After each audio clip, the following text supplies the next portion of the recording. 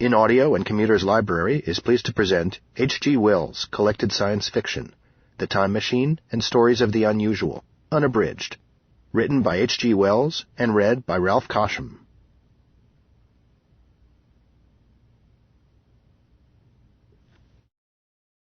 In Audio presents The Time Machine, written by H.G. Wells. The Time Machine. The time traveller, for so it will be convenient to speak of him, was expounding a recondite matter to us. His grey eyes shone and twinkled, and his usually pale face was flushed and animated. The fire burned brightly, and the soft radiance of the incandescent lights in the lilies of silver caught the bubbles that flashed and passed in our glasses. Our chairs, being his patents, embraced and caressed us rather than submitted to be sat upon, and there was that luxurious after-dinner atmosphere when thought runs gracefully free of the trammels of precision. And he put it to us in this way, marking the points with a lean forefinger, as we sat and lazily admired his earnestness over this new paradox, as we thought it, and his fecundity. "You must follow me carefully. I shall have to controvert one or two ideas that are almost universally accepted. The geometry, for instance, they taught you at school, is founded upon a misconception." "Is not that a rather large thing to expect us to begin upon?" said Philby, an argumentative person with red hair. "I do not mean to ask you to accept anything without reasonable ground for it. You will soon admit as much as I need from you. You know, of course, that a mathematical line, a line of thickness nil, has no real existence. They taught you that. Neither has a mathematical plane. These things are mere abstractions." "Oh, that is all right," said the psychologist. "Nor, having only length, breadth, and thickness, can a cube have a real existence." "Well, there I object," said Philby. "Of course a solid body may exist. All real things.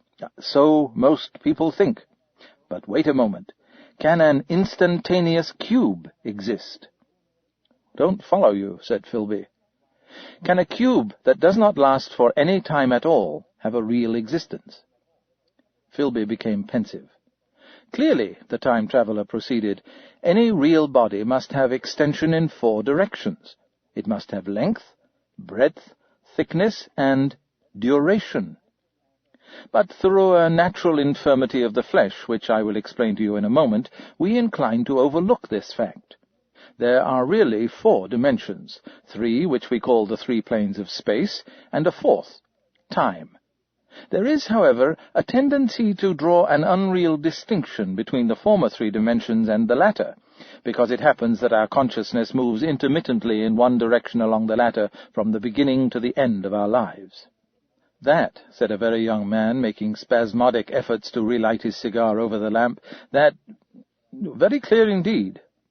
Now, it is very remarkable that this is so extensively overlooked," continued the time-traveller, with a slight accession of cheerfulness.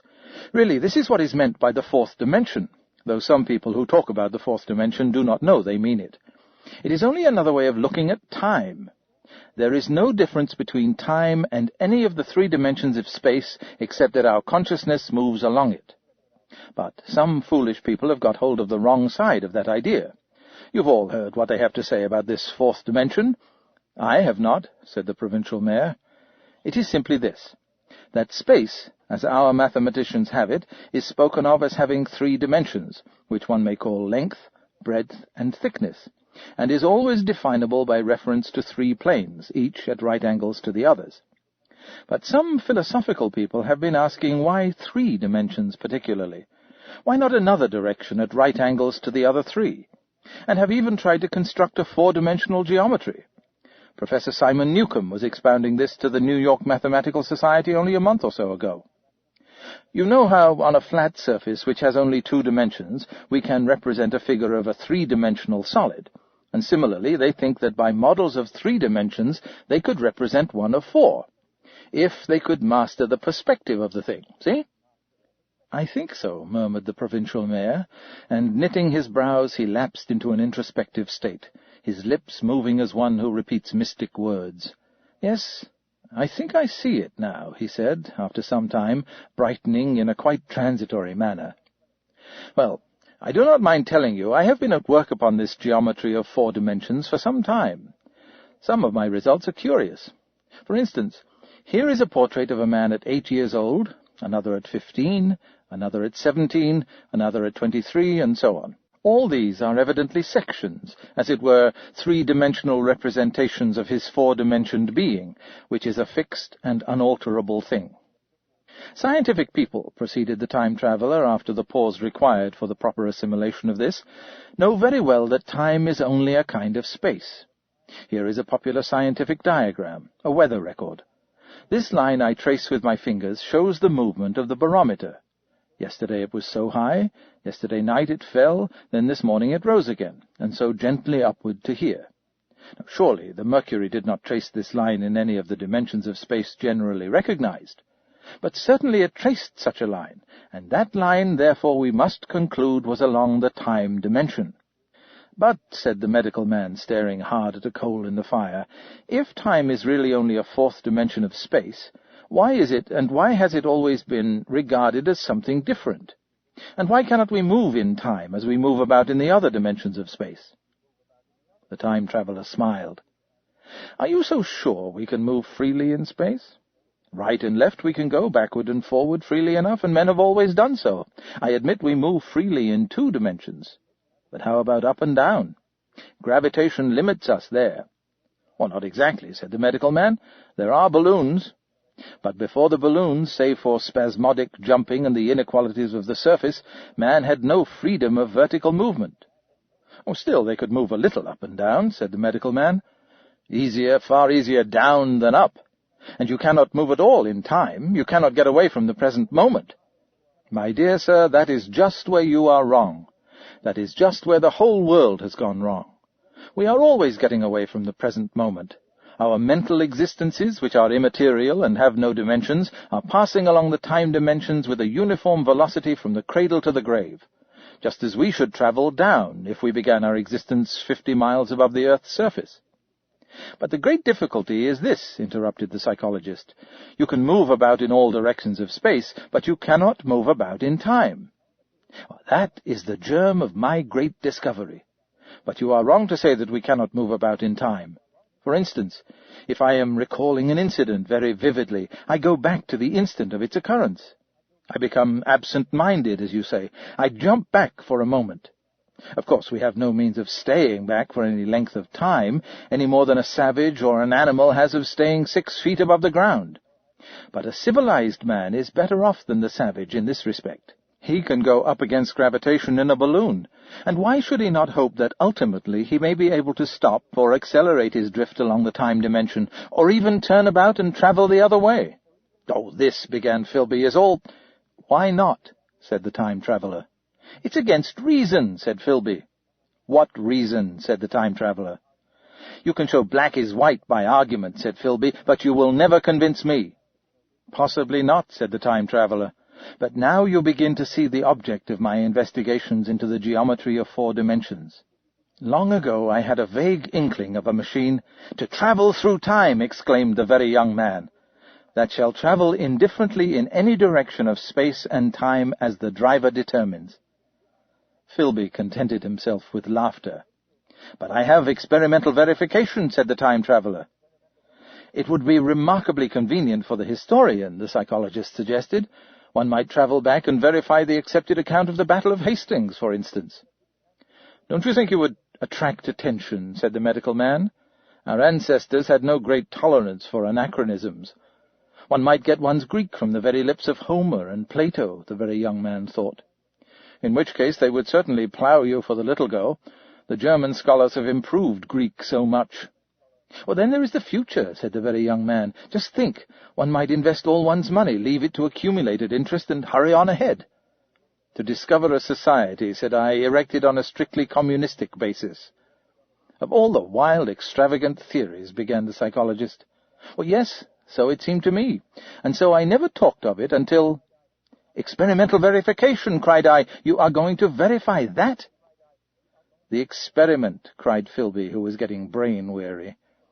Well, let's see your experiment anyhow, said the psychologist, though it's all humbug, you know. The time-traveller smiled round at us. Then, still smiling faintly, and with his hands deep in his trousers pockets, he walked slowly out of the room, and we heard his slippers shuffling down the long passage to his laboratory. The psychologist looked at us. "I wonder what he's got." "Some sleight-of-hand trick or other," said the medical man, and Philby tried to tell us about a conjurer he had seen at Burslem, but before he had finished his preface the time-traveller came back, and Philby's anecdote collapsed.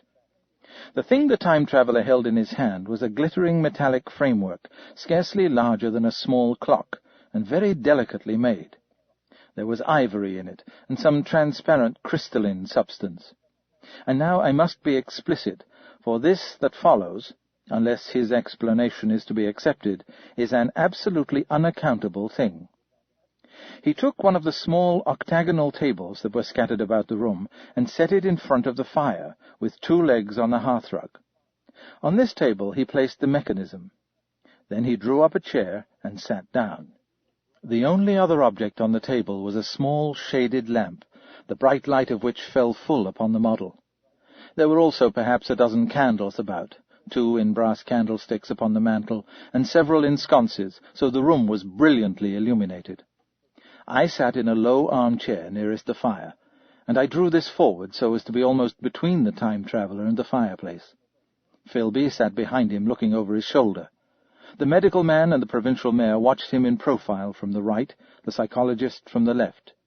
The very young man stood behind the psychologist. We were all on the alert. It appears incredible to me that any kind of trick, however subtly conceived and however adroitly done, could have been played upon us under these conditions.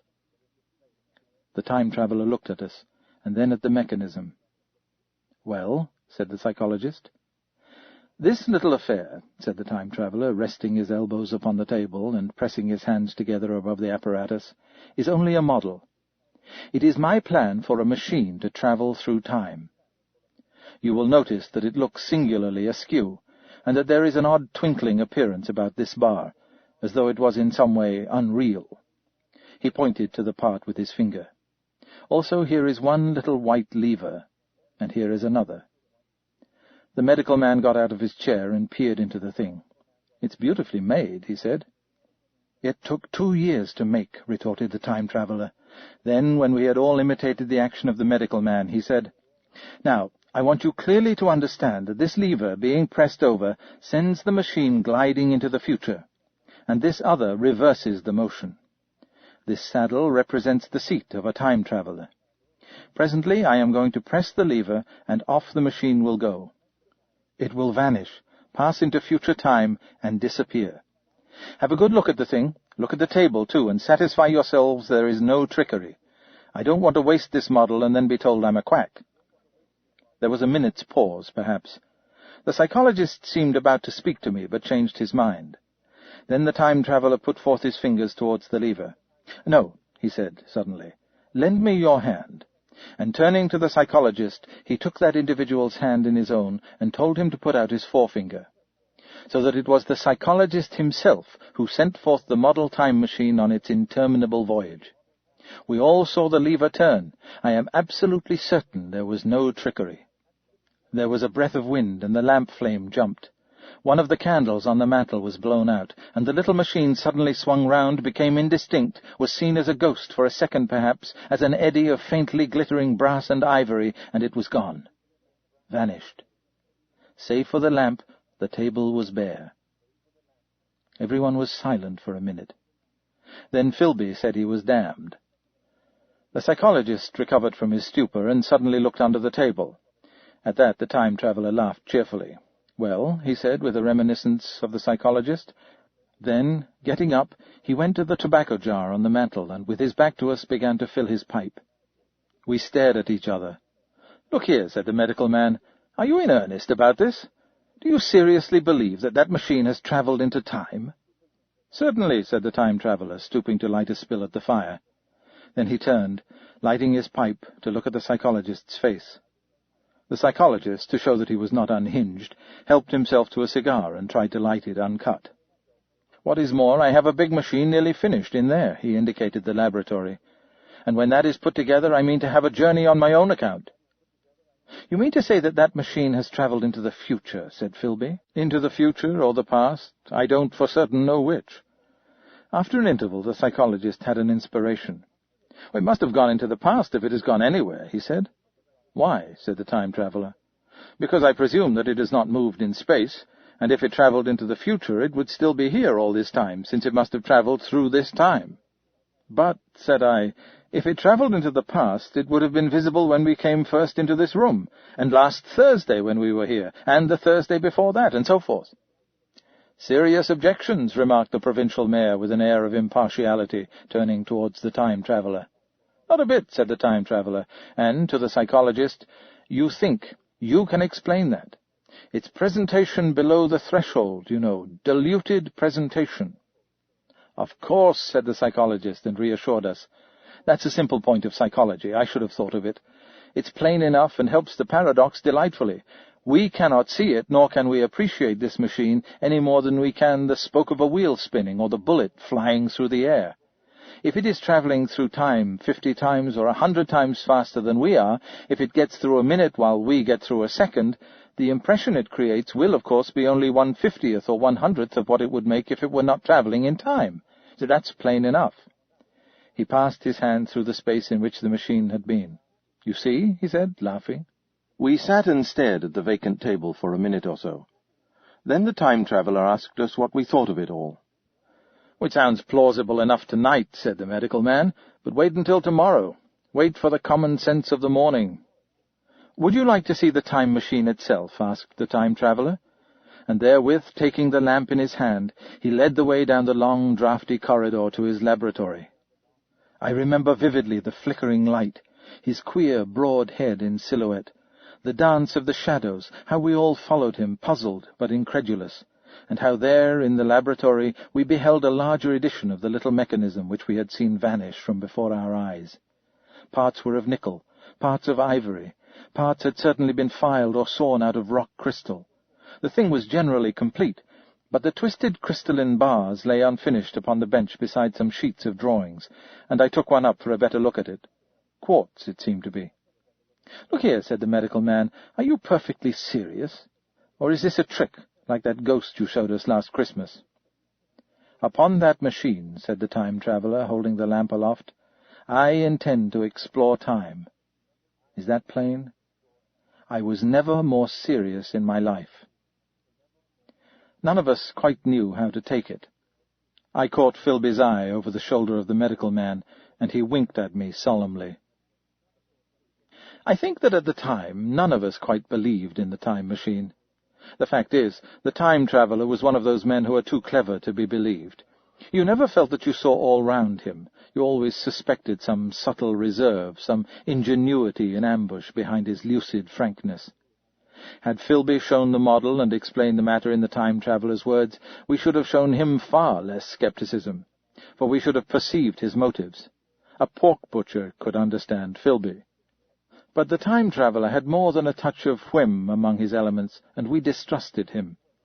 Things that would have made the fame of a less clever man seemed tricks in his hands.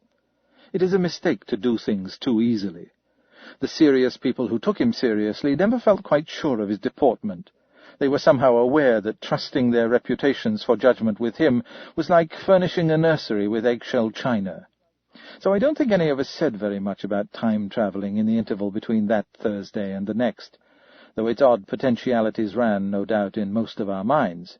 Its plausibility, that is, its practical incredibleness, the curious possibilities of anachronism and of utter confusion it suggested. For my own part, I was particularly preoccupied with the trick of the model. That I remember discussing with the medical man whom I met on Friday at the Linnaean. He said he had seen a similar thing at Tübingen, and laid considerable stress on the blowing out of the candle. But how the trick was done he could not explain. The next Thursday I went again to Richmond. I suppose I was one of the time-traveller's most constant guests, and arriving late found 4 or 5 men already assembled in his drawing-room. The medical man was standing before the fire with a sheet of paper in one hand and his watch in the other. I looked round for the time-traveller, and, "It's 7:30 now," said the medical man. "I suppose we'd better have dinner." "Where's—" said I, naming our host. "You've just come?" "It's rather odd. He's unavoidably detained. He asks me in this note to lead off with dinner at 7 if he's not back. Says he'll explain when he comes." "It seems a pity to let the dinner spoil," said the editor of a well-known daily paper, and thereupon the doctor rang the bell. The psychologist was the only person besides the doctor and myself who had attended the previous dinner. The other men were Blank, the editor aforementioned, a certain journalist, and another, a quiet, shy man with a beard, whom I didn't know, and who, as far as my observation went, never opened his mouth all the evening. There was some speculation at the dinner-table about the time-traveller's absence, and I suggested time-travelling in a half-jocular spirit. The editor wanted that explained to him, and the psychologist volunteered a wooden account of the ingenious paradox and trick we had witnessed that day week. He was in the midst of his exposition when the door from the corridor opened slowly and without noise. I was facing the door and saw it first. "Hullo," I said, "at last!" And the door opened wider and the time-traveller stood before us. I gave a cry of surprise. "Good heavens, man, what's the matter?" cried the medical man who saw him next, and the whole tableful turned towards the door. He was in an amazing plight. His coat was dusty and dirty and smeared with green down the sleeves. His hair disordered and, as it seemed to me, greyer, either with dust and dirt or because its colour had actually faded. His face was ghastly pale. His chin had a brown cut on it, a cut half-healed. His expression was haggard and drawn as by intense suffering. For a moment he hesitated in the doorway, as if he'd been dazzled by the light. Then he came into the room. He walked with just such a limp as I have seen in footsore tramps. We stared at him in silence, expecting him to speak. He said not a word, but came painfully to the table and made a motion towards the wine. The editor filled a glass of champagne and pushed it towards him. He drained it, and it seemed to do him good, for he looked round the table, and the ghost of his old smile flickered across his face. "What on earth have you been up to, man?" said the doctor. The time-traveller did not seem to hear. "Don't let me disturb you," he said, with a certain faltering articulation. "I'm all right." He stopped, held out his glass for more, and took it off at a draught. "That's good," he said. His eyes grew brighter, and a faint colour came into his cheeks. His glance flickered over our faces with a certain dull approval, and then went round the warm and comfortable room. Then he spoke again, still as it were feeling his way among his words. "I'm going to wash and dress, and then I'll come down and explain things. Save me some of that mutton. I'm starving for a bit of meat." He looked across at the editor, who was a rare visitor, and hoped he was all right. The editor began a question. "Tell you presently," said the time-traveller. "I'm... funny. Be all right in a minute." He put down his glass and walked towards the staircase door. Again I remarked his lameness and the soft padding sound of his footfall, and standing in my place I saw his feet as he went out.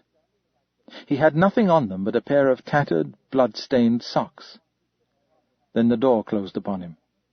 I had half a mind to follow, till I remembered how he detested any fuss about himself. For a minute, perhaps, my mind was wool-gathering. Then, "Remarkable behaviour of an eminent scientist," I heard the editor say, thinking, after his wont, in headlines. And this brought my attention back to the bright dinner-table. "What's the game?" said the journalist. "Has he been doing the amateur cadger? I don't follow." I met the eye of the psychologist and read my own interpretation in his face. I thought of the time-traveller limping painfully upstairs. I don't think anyone else had noticed his lameness. The first to recover completely from his surprise was the medical man who rang the bell. The time-traveller hated to have servants waiting at dinner for a hot plate. At that the editor turned to his knife and fork with a grunt, and the silent man followed suit. The dinner was resumed. Conversation was exclamatory for a little while, with gasps of wonderment, and then the editor got fervent in his curiosity. "Does our friend eke out his modest income with a crossing, or has he Nebuchadnezzar phases?" he inquired. "I feel assured it's this business of the time machine," I said, and took up the psychologist's account of our previous meeting. The new guests were frankly incredulous. The editor raised objections. What was this time-travelling? A man couldn't cover himself with dust by rolling in a paradox, could he? And then, as the idea came home to him, he resorted to caricature. Hadn't they any clothes-brushes in the future? The journalist, too, would not believe at any price, and joined the editor in the easy work of heaping ridicule on the whole thing. They were both the new kind of journalist, very joyous, irreverent young men. "Our special correspondent in the day after tomorrow reports," the journalist was saying, or rather shouting, when the time-traveller came back. He was dressed in ordinary evening clothes, and nothing save his haggard look remained of the change that had startled me. "I say," said the editor hilariously, "these chaps here say you've been travelling into the middle of next week. Tell us all about little Rosebery, will you? What will you take for the lot?" The time-traveller came to the place reserved for him without a word. He smiled quietly in his old way. "Where's my mutton?" he said. "What a treat it is to stick a fork into meat again." "Story!" cried the editor. "Story be damned," said the time-traveller. "I want something to eat. I won't say a word until I get some peptone into my arteries. Thanks. And the salt." "One word," I said. "Have you been time-travelling?" "Yes," said the time-traveller with his mouth full, nodding his head. "I'd give a shilling a line for a verbatim note," said the editor. The time-traveller pushed his glass towards the silent man and rang it with his fingernail, at which the silent man, who had been staring at his face, started convulsively and poured him wine. The rest of the dinner was uncomfortable. For my own part, sudden questions kept on rising to my lips, and I dare say it was the same with the others. The journalist tried to relieve the tension by telling anecdotes of Hetty Potter. The time-traveller devoted his attention to his dinner, and displayed the appetite of a tramp. The medical man smoked a cigarette and watched the time-traveller through his eyelashes. The silent man seemed even more clumsy than usual, and drank champagne with regularity and determination out of sheer nervousness. At last the time-traveller pushed his plate away and looked round us. "I suppose I must apologize," he said. "I was simply starving. I've had a most amazing time." He reached out his hand for a cigar and cut the end. "But come into the smoking-room. It's too long a story to tell over greasy plates." And ringing the bell in passing, he led the way into the adjoining room. "You've told Blank and Dash and Chose about the machine," he said to me, leaning back in his easy-chair and naming the 3 new guests. "But the thing's a mere paradox," said the editor. "I can't argue tonight. I don't mind telling you the story, but I can't argue. I will," he went on, "tell you the story of what has happened to me, if you like, but you must refrain from interruptions. I want to tell it, badly. Most of it will sound like lying. So be it. It's true. Every word of it, all the same. I was in my laboratory at 4 o'clock, and since then I've lived 8 days, such days as no human being ever lived before. I'm nearly worn out, but I shan't sleep till I've told this thing over to you. Then I shall go to bed, but no interruptions. Is it agreed?" "Agreed," said the editor, and the rest of us echoed, "Agreed." And with that the time-traveller began his story as I have set it forth. He sat back in his chair at first and spoke like a weary man. Afterwards he got more animated. In writing it down I feel with only too much keenness the inadequacy of pen and ink, and above all my own inadequacy to express its quality. You read, I will suppose, attentively enough, but you cannot see the speaker's white, sincere face in the bright circle of the little lamp, nor hear the intonation of his voice. You cannot know how his expression followed the turns of his story. Most of us hearers were in the shadow, for the candles in the smoking-room had not been lighted, and only the face of the journalist and the legs of the silent man from the knees downward were illuminated. At first we glanced now and again at each other. After a time we ceased to do that, and looked only at the time-traveller's face. I told some of you last Thursday of the principles of the time machine, and showed you the actual thing itself, incomplete, in the workshop. There it is now. A little travel-worn, truly, and one of the ivory bars is cracked and a brass rail bent, but the rest of it's sound enough. I expected to finish it on Friday, but on Friday, when the putting together was nearly done, I found that one of the nickel bars was exactly 1 inch too short, and this I had to get remade, so that the thing was not complete until this morning. It was at 10 o'clock today that the first of all time machines began its career. I gave it a last tap, tried all the screws again, put one more drop of oil on the quartz rod, and sat myself in the saddle. I suppose a suicide who holds a pistol to his skull feels much the same wonder at what will come next as I felt then. I took the starting lever in one hand and the stopping one in the other, pressed the first and almost immediately the second. I seemed to reel. I felt a nightmare sensation of falling, and, looking round, I saw the laboratory exactly as before. Had anything happened? For a moment I suspected that my intellect had tricked me. Then I noted the clock. A moment before, as it seemed, it had stood at a minute or so past 10. Now it was nearly 3:30. I drew a breath, set my teeth, gripped the starting lever with both hands, and went off with a thud. The laboratory got hazy and went dark. Mrs. Watchits came in and walked, apparently without seeing me, towards the garden door. I suppose it took her a minute or so to traverse the place, but to me she seemed to shoot across the room like a rocket. I pressed the lever over to its extreme position. The night came like the turning out of a lamp, and in another moment came tomorrow. The laboratory grew faint and hazy, then fainter and even fainter. Tomorrow night came, black, and then day again, night again, day again, faster and faster still. An eddying murmur filled my ears, and a strange, dumb confusedness descended on my mind. I'm afraid I cannot convey the peculiar sensations of time-travelling. They are excessively unpleasant. There is a feeling exactly like that one has upon a switchback, of a helpless, headlong motion. I felt the same horrible anticipation, too, of an imminent smash. As I put on pace, night followed day like the flapping of a black wing. The dim suggestion of the laboratory seemed presently to fall away from me, and I saw the sun hopping swiftly across the sky, leaping at every minute, and every minute marking a day. I suppose the laboratory had been destroyed, and I had come into the open air.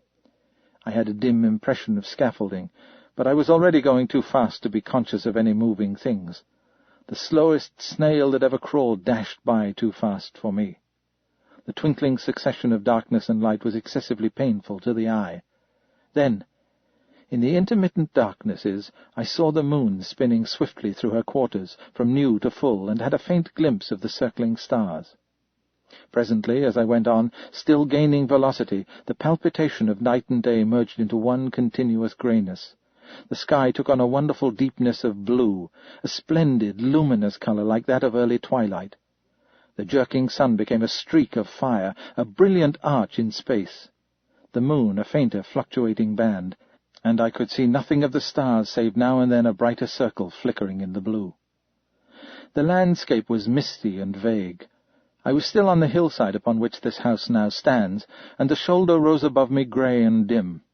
I saw trees growing and changing like puffs of vapour, now brown, now green. They grew, spread, shivered, and passed away. I saw huge buildings rise up, faint and fair, and pass like dreams. The whole surface of the earth seemed changed, melting and flowing under my eyes. The little hands upon the dials that registered my speed raced round faster and faster. Presently I noted that the sunbelt swayed up and down from solstice to solstice in a minute or less, and that consequently my pace was over a year a minute, and minute by minute the white snow flashed across the world and vanished, and was followed by the bright, brief green of spring. The unpleasant sensations of the start were less poignant now. They merged at last into a kind of hysterical exhilaration. I remarked, indeed, a clumsy swaying of the machine, for which I was unable to account. But my mind was too confused to attend to it, so with a kind of madness growing upon me, I flung myself into futurity. At first I scarce thought of stopping, scarce thought of anything but these new sensations.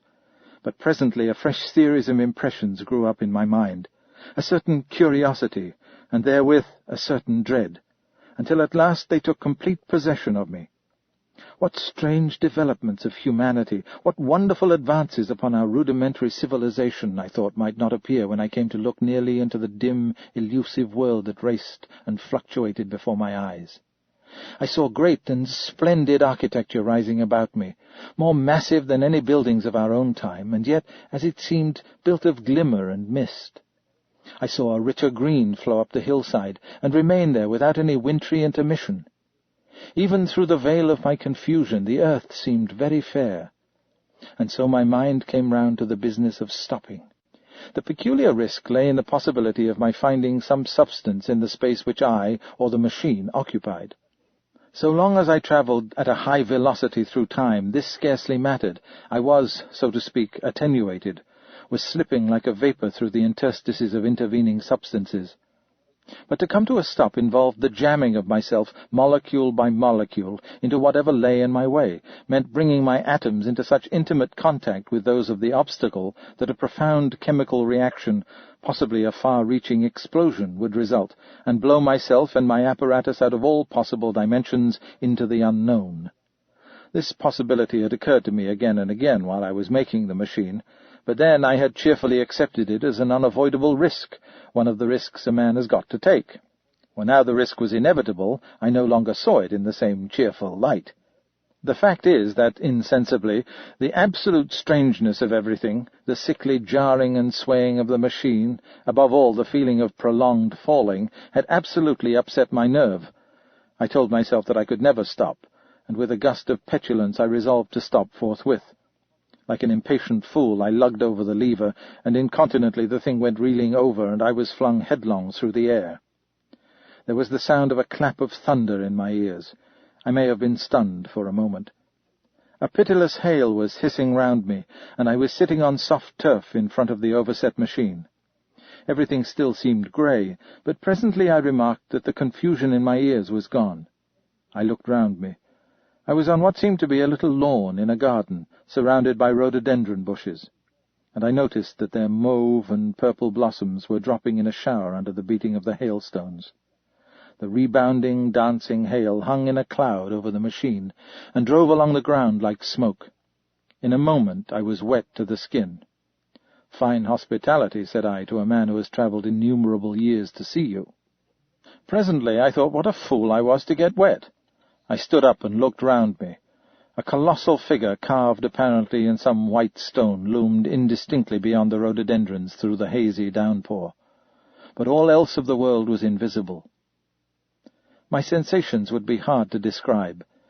As the columns of hail grew thinner, I saw the white figure more distinctly.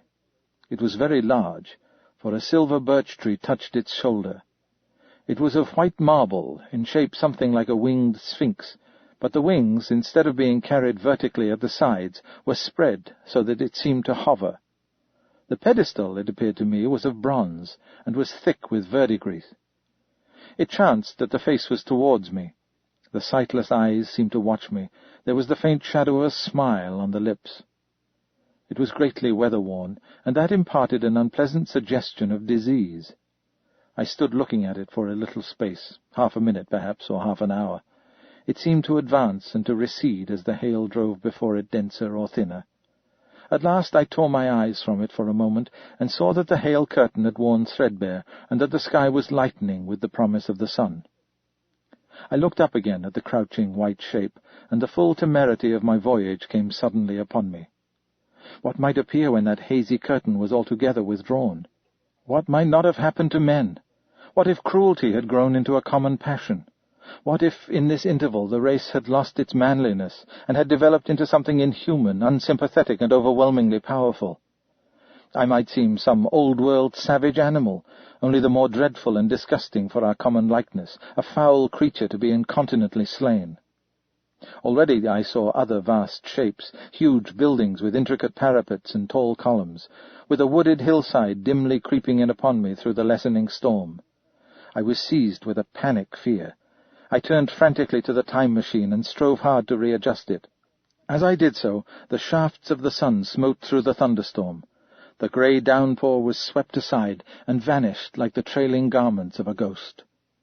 Above me, in the intense blue of the summer sky, some faint brown shreds of cloud whirled into nothingness. The great buildings about me stood out clear and distinct, shining with the wet of the thunderstorm, and picked out in white by the unmelted hailstones piled along their courses. I felt naked in a strange world. I felt as perhaps a bird may feel in the clear air, knowing the hawk wings above and will swoop. My fear grew to frenzy. I took a breathing space, set my teeth, and again grappled fiercely, wrist and knee, with the machine. It gave under my desperate onset and turned over. It struck my chin violently. One hand on the saddle, the other on the lever, I stood panting heavily, in attitude to mount again.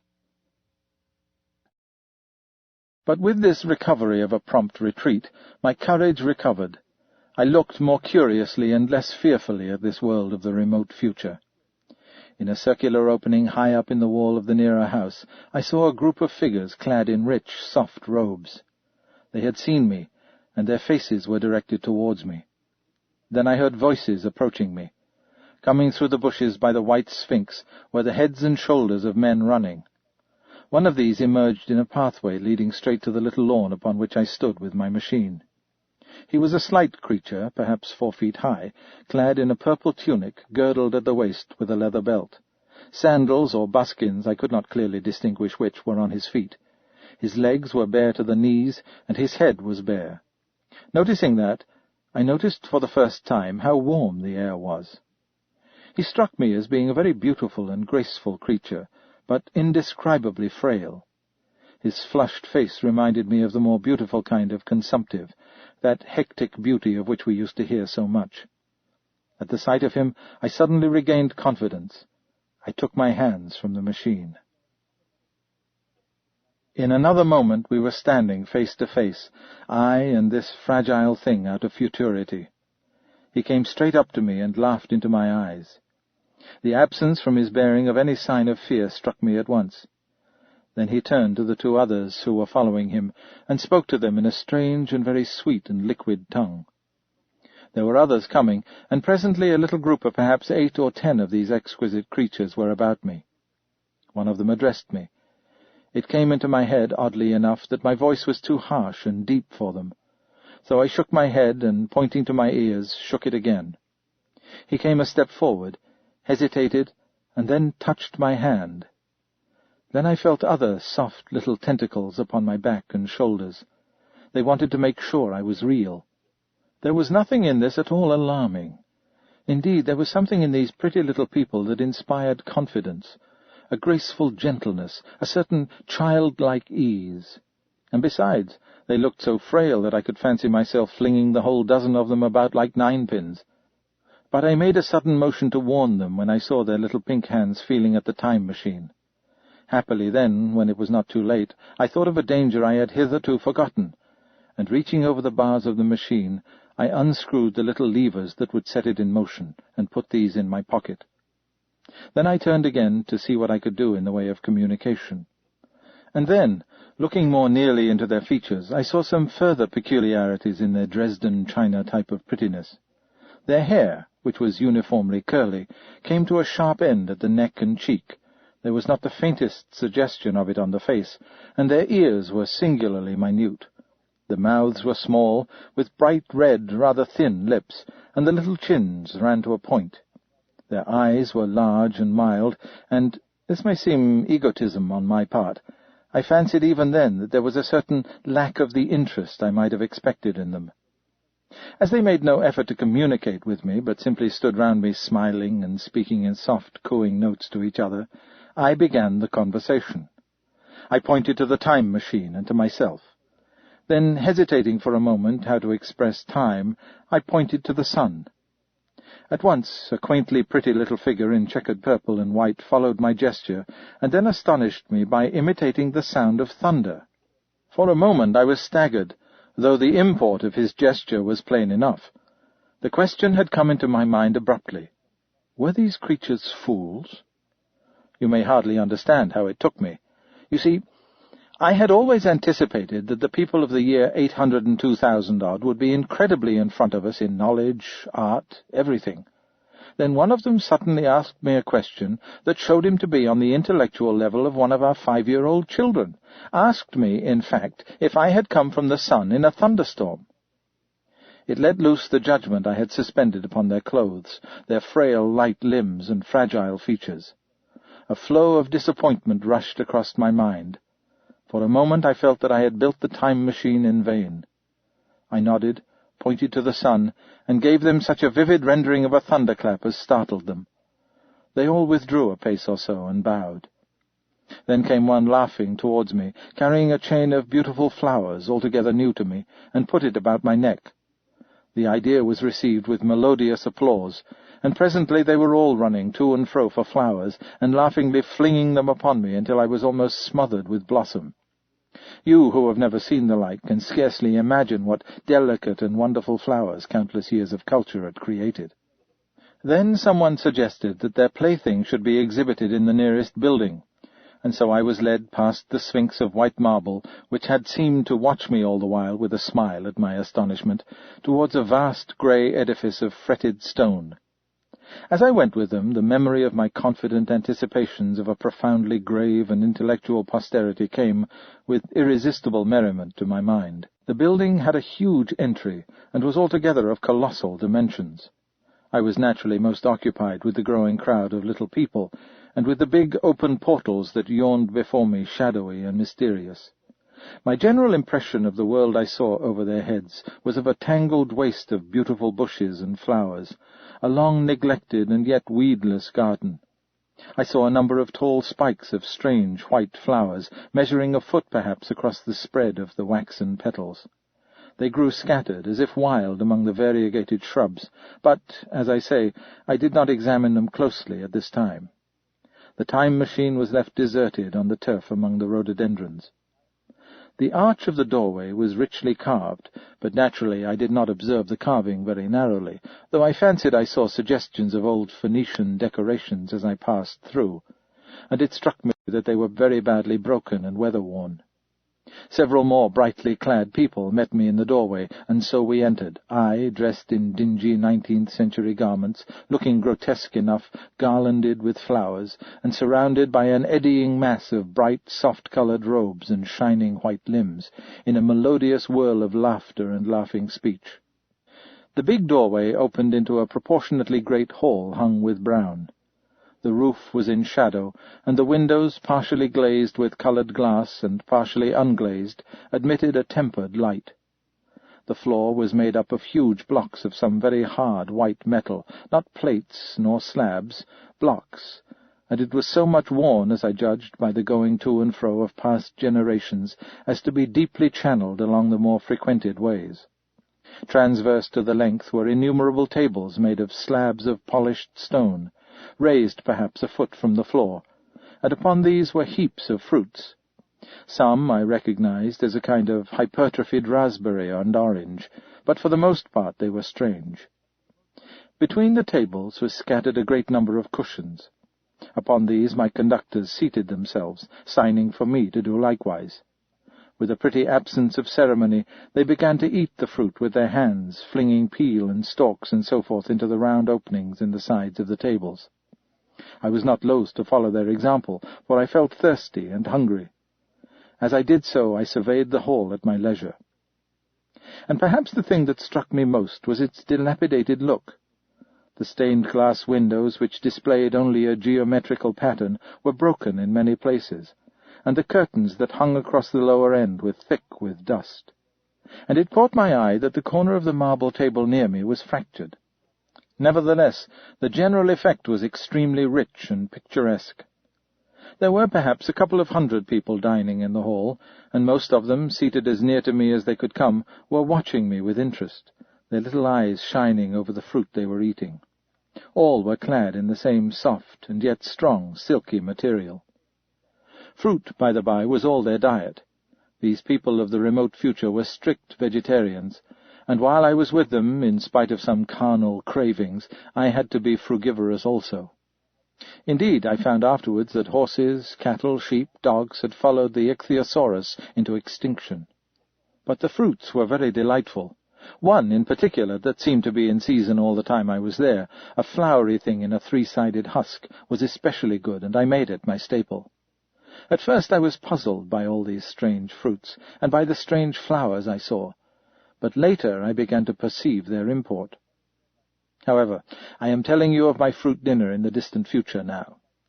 So soon as my appetite was a little checked, I determined to make a resolute attempt to learn the speech of these new men of mine. Clearly, that was the next thing to do. The fruit seemed a convenient thing to begin upon, and holding one of these up, I began a series of interrogative sounds and gestures. I had some considerable difficulty in conveying my meaning. At first my efforts met with a stare of surprise or inextinguishable laughter, but presently a fair-haired little creature seemed to grasp my intention and repeated a name. They had to chatter and explain the business at great length to each other, and my first attempts to make the exquisite little sounds of their language caused an immense amount of amusement. However, I felt like a schoolmaster amidst children, and persisted, and presently I had a score of noun substantives at least at my command, and then I got to demonstrative pronouns, and even the verb to eat. But it was slow work, and the little people soon tired and wanted to get away from my interrogations, so I determined, rather of necessity, to let them give their lessons in little doses when they felt inclined. And very little doses I found they were before long, for I never met people more indolent or more easily fatigued. A queer thing I soon discovered about my little hosts, and that was their lack of interest. They would come to me with eager cries of astonishment, like children, but like children they would soon stop examining me and wander away after some other toy. The dinner and my conversational beginnings ended, I noted for the first time that almost all those who had surrounded me at first were gone. It is odd, too, how speedily I came to disregard these little people. I went out through the portal into the sunlit world again as soon as my hunger was satisfied. I was continually meeting more of these men of the future, who would follow me a little distance, chatter and laugh about me, and having smiled and gesticulated in a friendly way, leave me again to my own devices. The calm of evening was upon the world as I emerged from the great hall, and the scene was lit by the warm glow of the setting sun. At first things were very confusing. Everything was so entirely different from the world I had known, even the flowers.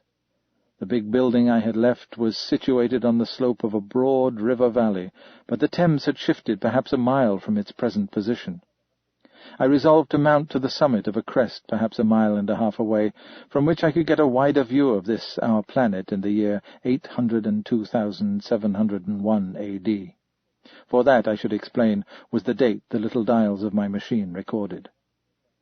As I walked, I was watchful for every impression that could possibly help to explain the condition of ruinous splendor in which I found the world, for ruinous it was. A little way up the hill, for instance, was a great heap of granite, bound together by masses of aluminium, a vast labyrinth of precipitous walls and crumbled heaps, amidst which were thick heaps of very beautiful pagoda-like plants, nettles possibly, but wonderfully tinted with brown about the leaves, and incapable of stinging. It was evidently the derelict remains of some vast structure, to what end built I could not determine.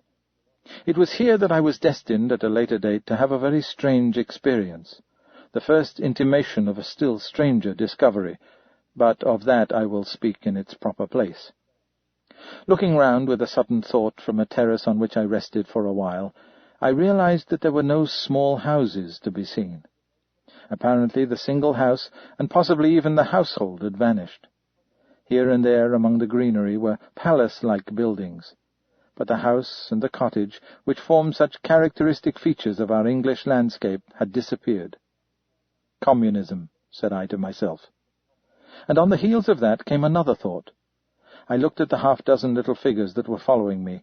Then, in a flash, I perceived that all had the same form of costume, the same soft, hairless visage, and the same girlish rotundity of limb. It may seem strange, perhaps, that I had not noticed this before, but everything was so strange. Now I saw the fact plainly enough. In costume, and in all the differences of texture and bearing that now mark off the sexes from each other, these people of the future were alike. And the children seemed to my eyes to be but the miniatures of their parents. I judged then that the children of that time were extremely precocious, physically at least, and I found afterwards abundant verification of my opinion. Seeing the ease and security in which these people were living, I felt that this close resemblance of the sexes was, after all, what one would expect. For the strength of a man and the softness of a woman, the institution of the family and the differentiation of occupations are mere militant necessities of an age of physical force. Where population is balanced and abundant, much childbearing becomes an evil rather than a blessing to the state. Where violence comes but rarely and offspring are secure, there is less necessity, or indeed there is no necessity, for an efficient family, and the specialization of the sexes with reference to their children's needs disappears. We see some beginnings of this even in our own time, and in this future age it was complete. This, I must remind you, was my speculation at the time. Later I was to appreciate how far it fell short of the reality. While I was musing upon these things, my attention was attracted by a pretty little structure, like a well under a cupola. I thought in a transitory way of the oddness of wells still existing, and then resumed the thread of my speculations. There were no large buildings towards the top of the hill, and as my walking powers were evidently miraculous, I was presently left alone for the first time. With a strange sense of freedom and adventure, I pushed on up to the crest. There I found a seat of some yellow metal that I did not recognize, corroded in places with a kind of pinkish rust, and half smothered in soft moss, the armrests cast and filed into the resemblance of griffins' heads. I sat down on it, and I surveyed the broad view of our old world under the sunset of that long day. It was as sweet and fair a view as I have ever seen. The sun had already gone below the horizon, and the west was flaming gold, touched with some horizontal bars of purple and crimson. Below was the valley of the Thames, in which the river lay like a band of burnished steel. I have already spoken of the great palaces dotted about among the variegated greenery, some in ruins and some still occupied. Here and there rose a white or silvery figure in the waste garden of the earth. Here and there came the sharp vertical line of some cupola or obelisk. There were no hedges, no signs of proprietary rights, no evidence of agriculture. The whole earth had become a garden. So watching, I began to put my interpretation upon the things I had seen, and as it shaped itself to me that evening, my interpretation was something in this way. Afterwards I found I had got only a half-truth, or only a glimpse of one facet of the truth. It seemed to me that I had happened upon humanity upon the wane. The ruddy sunset set me to thinking of the sunset of mankind. For the first time I began to realize an odd consequence of the social effort in which we are at present engaged. And yet, come to think, it is a logical consequence enough. Strength is the outcome of need. Security sets a premium on feebleness. The work of ameliorating the conditions of life, the true civilizing process that makes life more and more secure, had gone steadily on to a climax. One triumph of a united humanity over nature had followed another. Things that are now mere dreams had become projects deliberately put in hand and carried forward, and a harvest was what I saw. After all, the sanitation and the agriculture of today are still in the rudimentary stage. The science of our time has attacked but a little department of the field of human disease, but even so it spreads its operations very steadily and persistently. Our agriculture and horticulture destroy a weed just here and there, and cultivate perhaps a score or so of wholesome plants, leaving the greater number to fight out of balance as they can. We improve our favourite plants and animals, and how few they are, gradually by selective breeding, now a new and better peach, now a seedless grape, now a sweeter and larger flower, now a more convenient breed of cattle. We improve them gradually because our ideals are vague and tentative, and our knowledge is very limited, because nature, too, is shy and slow in our clumsy hands. Some day all this will be better organized, and still better. That is the drift of the current in spite of the eddies. The whole world will be intelligent, educated, and cooperating. Things will move faster and faster towards the subjugation of nature. In the end, wisely and carefully, we shall readjust the balance of animal and vegetable life to suit our human needs. This adjustment, I say, must have been done, and done well, done indeed for all time, in the space of time across which my machine had leaped. The air was free from gnats, the earth from weeds or fungi, and everywhere were fruits and sweet and delightful flowers. Brilliant butterflies flew hither and thither. The ideal of preventive medicine was attained. Diseases had been stamped out. I saw no evidence of any contagious diseases during all my stay, and I shall have to tell you later that even the processes of putrefaction and decay had been profoundly affected by these changes. Social triumphs, too, had been effected. I saw mankind housed in splendid shelters, gloriously clothed, and as yet I had found them engaged in no toil. There were no signs of struggle, neither social nor economical struggle.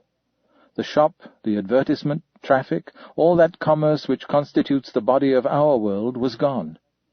It was natural on that golden evening that I should jump at the idea of a social paradise. The difficulty of increasing population had been met, I guessed, and the population had ceased to increase. But with this change in condition comes inevitably adaptations to the change. What, unless biological science is a mass of errors, is the cause of human intelligence and vigor? Hardship and freedom, conditions under which the active, strong, and subtle survive, and the weaker go to the wall, conditions that put a premium upon the loyal alliance of capable men, upon self-restraint, patience, and decision, and the institution of the family and the emotions that arise therein, the fierce jealousy, the tenderness for offspring, parental self-devotion, all found their justification and support in the imminent dangers of the young. Now, where are these imminent dangers? There is a sentiment arising, and it will grow, against connubial jealousy, against fierce maternity, against passion of all sorts.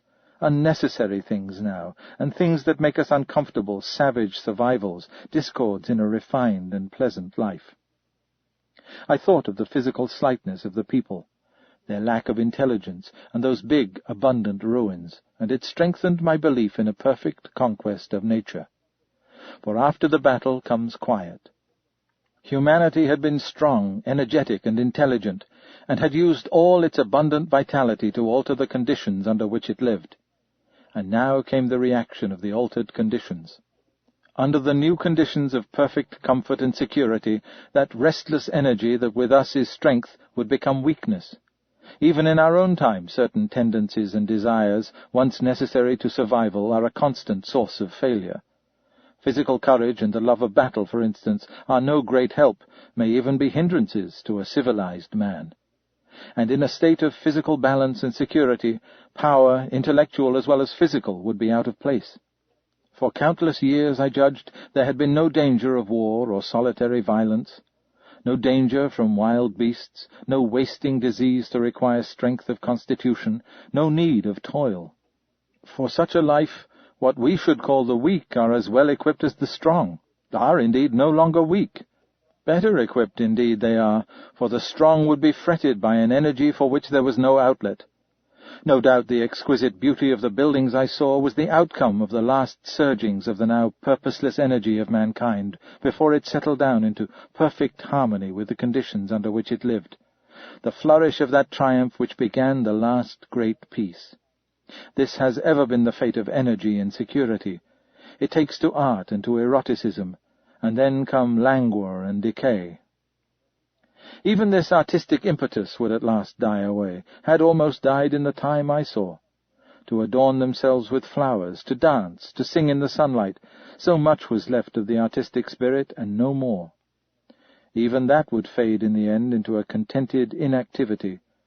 We are kept keen on the grindstone of pain and necessity, and, it seemed to me, that here was that hateful grindstone broken at last.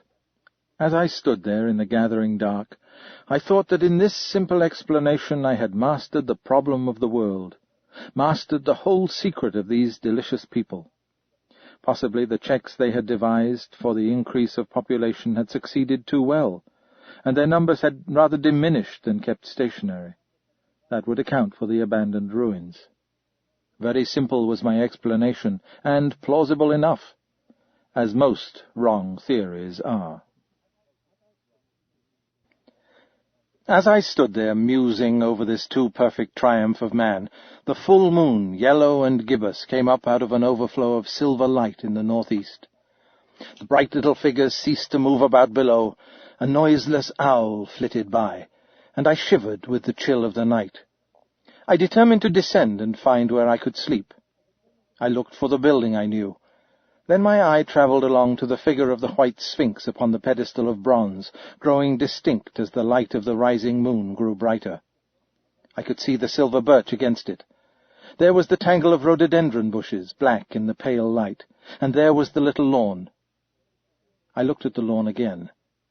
A queer doubt chilled my complacency. No, said I stoutly to myself, that was not the lawn. But it was the lawn, for the white leprous face of the Sphinx was towards it. Can you imagine what I felt as this conviction came home to me? But you cannot. The time machine was gone. At once, like a lash across the face, came the possibility of losing my own age, of being left helpless in this strange new world. The bare thought of it was an actual physical sensation. I could feel it grip me at the throat and stop my breathing. In another moment I was in a passion of fear and running with great leaping strides down the slope. Once I fell headlong and cut my face. I lost no time in staunching the blood, but jumped up and ran on, with a warm trickle down my cheek and chin. All the time I ran I was saying to myself, "They have moved it a little, pushed it under the bushes, out of the way." Nevertheless, I ran with all my might. All the time, with the certainty that sometimes comes with excessive dread, I knew that such assurance was folly, knew instinctively that the machine was removed out of my reach. My breath came with pain. I suppose I covered the whole distance from the hill crest to the little lawn, 2 miles, perhaps in 10 minutes. And I am not a young man. I cursed aloud as I ran, at my confident folly in leaving the machine, wasting good breath thereby. I cried aloud, and none answered. Not a creature seemed to be stirring in that moonlit world. When I reached the lawn, my worst fears were realized. Not a trace of the thing was to be seen. I felt faint and cold when I faced the empty space among the black tangle of bushes. I ran round it furiously, as if the thing might be hidden in a corner, and then stopped abruptly, with my hands clutching my hair. Above me towered the Sphinx, upon the bronze pedestal, white, shining, leprous in the light of the rising moon. It seemed to smile in mockery of my dismay. I might have consoled myself by imagining the little people had put the mechanism in some shelter for me, had I not felt assured of their physical and intellectual inadequacy. That is what dismayed me, the sense of some hitherto unsuspected power, through whose intervention my invention had vanished. Yet of one thing I felt assured. Unless some other age had produced its exact duplicate, the machine could not have moved in time. The attachment of the levers, I will show you the method later, prevented anyone from tampering with it in that way when they were removed. It had moved and was hid only in space. But then, where could it be? I think I must have had a kind of frenzy. I remember running violently in and out among the moonlit bushes all around the Sphinx, and startling some white animal that, in the dim light, I took for a small deer. I remember, too, late that night, beating the bushes with my clenched fists until my knuckles were gashed and bleeding from the broken twigs. Then, sobbing and raving in my anguish of mind, I went down to the great building of stone. The big hall was dark, silent, and deserted. I slipped on the uneven floor and fell over one of the malachite tables, almost breaking my shin. I lit a match and went on past the dusty curtains of which I have told you. There I found a second great hall covered with cushions, upon which perhaps a score or so of the little people were sleeping. I have no doubt they found my second appearance strange enough, coming suddenly out of the quiet darkness with inarticulate noises and the splutter and flare of a match. For they had forgotten about matches. "Where is my time machine?" I began, bawling like an angry child, laying hands upon them and shaking them up together. It must have been very queer to them. Some laughed, most of them looked sorely frightened. When I saw them standing round me, it came into my head that I was doing as foolish a thing as it was possible for me to do under the circumstances, in trying to revive the sensation of fear. For, reasoning from their daylight behavior, I thought that fear must be forgotten. Abruptly I dashed down the match, and, knocking one of the people over in my course, went blundering across the big dining hall again. Out under the moonlight, I heard cries of terror, and their little feet running and stumbling this way and that. I do not remember all I did as the moon crept up the sky. I suppose it was the unexpected nature of my loss that maddened me. I felt hopelessly cut off from my own kind, a strange animal in an unknown world. I must have raved to and fro, screaming and crying upon God and fate. I have a memory of horrible fatigue as the long night of despair wore away, of looking in this impossible place and that, of groping among moonlit ruins and touching strange creatures in the black shadows, at last of lying on the ground near the Sphinx and weeping with absolute wretchedness. I had nothing left but misery. Then I slept, and when I woke again it was full day, and a couple of sparrows were hopping round me on the turf within reach of my arm. I sat up in the freshness of the morning, trying to remember how I had got there, and why I had such a profound sense of desertion and despair. Then things came clear in my mind. With the plain, reasonable daylight, I could look my circumstances fairly in the face. I saw the wild folly of my frenzy overnight, and I could reason with myself. Suppose the worst, I said. Suppose the machine altogether lost, perhaps destroyed. It behooves me to be calm and patient, to learn the way of the people, to get a clear idea of the method of my loss, and the means of getting material and tools, so that in the end, perhaps, I may make another. That would be my only hope. A poor hope, perhaps, but better than despair. And, after all, it was a beautiful and curious world. But probably the machine had only been taken away. Still, I must be calm and patient, find its hiding place, and recover it by force or cunning. And with that I scrambled to my feet and looked about me, wondering where I could bathe. I felt weary, stiff, and travel-soiled. The freshness of the morning made me desire an equal freshness. I had exhausted my emotion. Indeed, as I went about my business, I found myself wondering at my intense excitement overnight. I made a careful examination of the ground about the little lawn. I wasted some time in futile questionings, conveyed as well as I was able to such of the little people as came by. They all failed to understand my gestures. Some were simply stolid, some thought it was a jest and laughed at me. I had the hardest task in the world to keep my hands off their pretty, laughing faces. It was a foolish impulse, but the devil begotten of fear and blind anger was ill-curbed, and still eager to take advantage of my perplexity. The turf gave better counsel. I found a groove ripped in it about midway between the pedestal of the Sphinx and the marks of my feet where, on arrival, I had struggled with the overturned machine. There were other signs of removal about, with queer, narrow footprints like those I could imagine made by a sloth. This directed my closer attention to the pedestal. It was, as I think I have said, of bronze. It was not a mere block, but highly decorated with deep-framed panels on either side. I went and rapped at these. The pedestal was hollow. Examining the panels with care, I found them discontinuous with the frames. There were no handles or keyholes, but possibly the panels, if they were doors, as I supposed, opened from within. One thing was clear enough to my mind. It took no very great mental effort to infer that my time machine was inside that pedestal. But how it got there was a different problem. I saw the heads of 2 orange-clad people coming through the bushes and under some blossom-covered apple trees towards me. I turned smiling to them and beckoned to them. They came, and then, pointing to the bronze pedestal, I tried to intimate my wish to open it. But at my first gesture towards this, they behaved very oddly. I don't know how to convey their expression to you. Suppose you were to use a grossly improper gesture to a delicate-minded woman. It is how she would look. They went off as if they had received the last possible insult. I tried a sweet-looking little chap in white next, with exactly the same result. Somehow his manner made me feel ashamed of myself, but, as you know, I wanted the time machine, and I tried him once more. As he turned off, like the others, my temper got the better of me. In 3 strides I was after him, had him by the loose part of his robe round the neck, and began dragging him towards the Sphinx. Then I saw the horror and repugnance of his face, and all of a sudden I let him go. But I was not beaten yet. I banged with my fist at the bronze panels. I thought I heard something stir inside. To be explicit, I thought I heard a sound like a chuckle, but I must have been mistaken.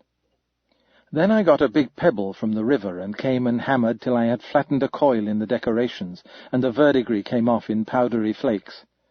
The delicate little people must have heard me hammering in gusty outbreaks a mile away on either hand, but nothing came of it. I saw a crowd of them upon the slopes looking furtively at me. At last, hot and tired, I sat down to watch the place. But I was too restless to watch long. I am too occidental for a long vigil. I could work at a problem for years, but to wait inactive for 24 hours, that is another matter. I got up after a time and began walking aimlessly through the bushes towards the hill again. Patience, said I to myself. If you want your machine again, you must leave that Sphinx alone. If they mean to take your machine away, it's little good your wrecking their bronze panels, and if they don't, you will get it back as soon as you can ask for it. To sit among all those unknown things before a puzzle like that is hopeless. That way lies monomania. Face this world, learn its ways, watch it, be careful of too hasty guesses at its meaning. In the end you will find clues to it all. Then, suddenly, the humour of the situation came into my mind. The thought of the years I had spent in study and toil to get into the future age, and now my passion of anxiety to get out of it. I had made myself the most complicated and the most hopeless trap that ever a man devised. Although it was at my own expense, I could not help myself. I laughed aloud. Going through the big palace, it seemed to me that the little people avoided me. It may have been my fancy, or it may have had something to do with my hammering at the gates of bronze. Yet I felt tolerably sure of the avoidance. I was careful, however, to show no concern, and to abstain from any pursuit of them, and in the course of a day or two things got back to the old footing. I made what progress I could in the language, and, in addition, I pushed my explorations here and there. Either I missed some subtle point, or their language was excessively simple, almost exclusively composed of concrete substantives and verbs. There seemed to be few, if any, abstract terms, or little use of figurative language. Their sentences were usually simple and of 2 words, and I failed to convey or understand any but the simplest propositions. I determined to put the thought of my time machine and the mystery of the bronze doors under the Sphinx as much as possible in a corner of memory, until my growing knowledge would lead me back to them in a natural way. Yet a certain feeling, you may understand, tethered me in a circle of a few miles round the point of my arrival. So far as I could see, all the world displayed the same exuberant richness as the Thames Valley. From every hill I climbed I saw the same abundance of splendid buildings, endlessly varied in material and style, the same clustering thickets of evergreens, the same blossom-laden trees and tree-ferns. Here and there water shone like silver, and beyond the land rose into blue, undulating hills, and so faded into the serenity of the sky. A peculiar feature which presently attracted my attention was the presence of certain circular wells, several, as it seemed to me, of a very great depth. One lay by the path up the hill which I had followed during my first walk. Like the others, it was rimmed with bronze, curiously wrought, and protected by a little cupola from the rain. Sitting by the side of these wells and peering down into the shafted darkness, I could see no gleam of water, nor could I start any reflection with a lighted match. But in all of them I heard a certain sound, a thud, thud, thud, like the beating of some big engine. And I discovered, from the flaring of my matches, that a steady current of air swept down the shafts. Further, I threw a scrap of paper into the throat of one, and instead of fluttering slowly down, it was at once sucked swiftly out of sight. After a time, too, I came to connect these wells with tall towers standing here and there upon the slopes, for above them there was often just such a flicker in the air as one sees on a hot day above a sun-scorched beach. Putting things together, I reached a strong suggestion of an extensive system of subterranean ventilation, whose true import it was difficult to imagine. I was at first inclined to associate it with the sanitary apparatus of these people. It was an obvious conclusion, but it was absolutely wrong. And here I must admit that I learned very little of drains and wells and modes of conveyance and the like conveniences during my time in this real future. In some of these visions of utopias and coming times which I have read, there is a vast amount of detail about building and social arrangements and so forth. But while such details are easy enough to obtain when the whole world is contained in one's imagination, they are altogether inaccessible to a real traveller amid such realities as I found here.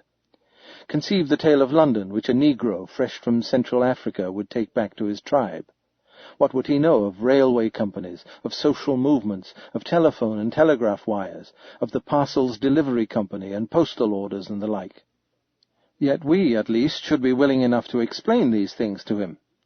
And even of what he knew, how much could he make his untravelled friend either apprehend or believe? Then think how narrow the gap between a Negro and a white man of our own times, and how wide the interval between myself and these of the Golden Age. I was sensible of much which was unseen, and which contributed to my comfort, but save for a general impression of automatic organization, I fear I can convey very little of the difference to your mind.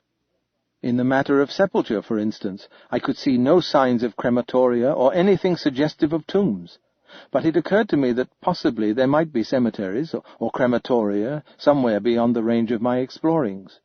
This again was a question I deliberately put to myself, and my curiosity was at first entirely defeated upon the point. The thing puzzled me, and I was led to make a further remark, which puzzled me still more, that aged and infirm among this people there were none. I must confess that my satisfaction with my first theories of an automatic civilization and a decadent humanity did not long endure. Yet I could think of no other. Let me put my difficulties. The several big palaces I had explored were mere living places, great dining halls and sleeping apartments. I could find no machinery, no appliances of any kind. Yet these people were clothed in pleasant fabrics that must at times need renewal, and their sandals, though undecorated, were fairly complex specimens of metalwork. Somehow such things must be made, and the little people displayed no vestige of a creative tendency. There were no shops, no workshops, no signs of importation among them. They spent all their time in playing gently, in bathing in the river, in making love in a half-playful fashion, in eating fruit and sleeping. I could not see how things were kept going.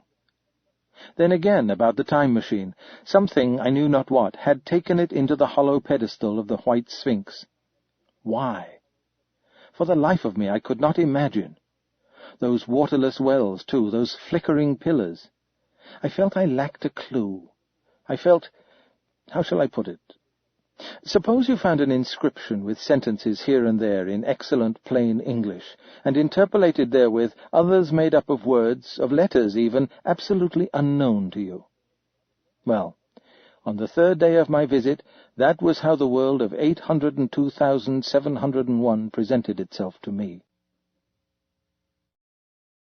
That day, too, I made a friend, of a sort. It happened that, as I was watching some of the little people bathing in a shallow, one of them was seized with cramp and began drifting downstream. The main current ran rather swiftly, but not too strongly for even a moderate swimmer. It will give you an idea, therefore, of the strange deficiency in these creatures when I tell you that none made the slightest attempt to rescue the weakly crying little thing which was drowning before their eyes. When I realized this, I hurriedly slipped off my clothes, and wading in at a point lower down, I caught the poor mite and drew her safe to land. A little rubbing of the limbs soon brought her round, and I had the satisfaction of seeing that she was all right before I left her.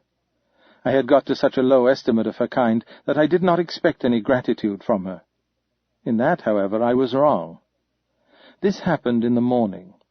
In the afternoon I met my little woman, as I believe it was, as I was returning towards my centre from an exploration, and she received me with cries of delight, and presented me with a big garland of flowers, evidently made for me and me alone.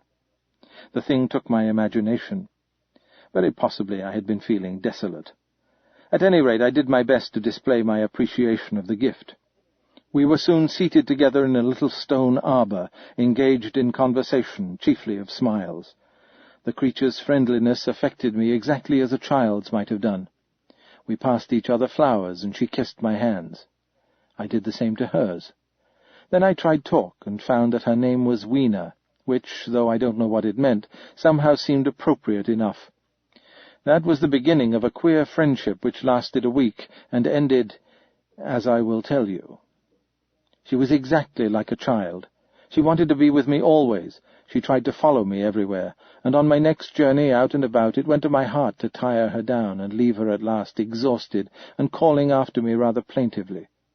But the problems of the world had to be mastered. I had not, I said to myself, come into the future to carry on a miniature flirtation. Yet her distress when I left her was very great. Her expostulations at the parting were sometimes frantic, and I think, altogether, I had as much trouble as comfort from her devotion. Nevertheless, she was somehow a very great comfort. I thought it was mere childish affection that made her cling to me. Until it was too late, I did not clearly know what I had inflicted upon her when I left her. Nor, until it was too late, did I clearly understand what she was to me. For, by merely seeming fond of me, and showing in her weak, futile way that she cared for me, the little doll of a creature presently gave my return to the neighbourhood of the White Sphinx almost the feeling of coming home, and I would watch for her tiny figure of white and gold so soon as I came over the hill. It was from her, too, that I learned that fear had not yet left the world. She was fearless enough in the daylight, and she had the oddest confidence in me. For once, in a foolish moment, I made threatening grimaces at her, and she simply laughed at them. But she dreaded the dark, dreaded shadows, dreaded black things. Darkness to her was the one thing dreadful. It was a singularly passionate emotion, and it set me thinking and observing. I discovered then, among other things, that these little people gathered into the great houses after dark and slept in droves. To enter upon them without a light was to put them into tumult of apprehension. I never found one out of doors, or one sleeping alone within doors after dark. Yet I was still such a blockhead that I missed the lesson of that fear, and in spite of Weena's distress, I insisted upon sleeping away from these slumbering multitudes. It troubled her greatly, but in the end her odd affection for me triumphed, and for 5 of the nights of our acquaintance, including the last night of all, she slept with her head pillowed on my arm. But my story slips away from me as I speak of her. It must have been the night before her rescue that I was awakened about dawn. I had been restless, dreaming most disagreeably that I was drowned, and that sea anemones were feeling over my face with their soft palps.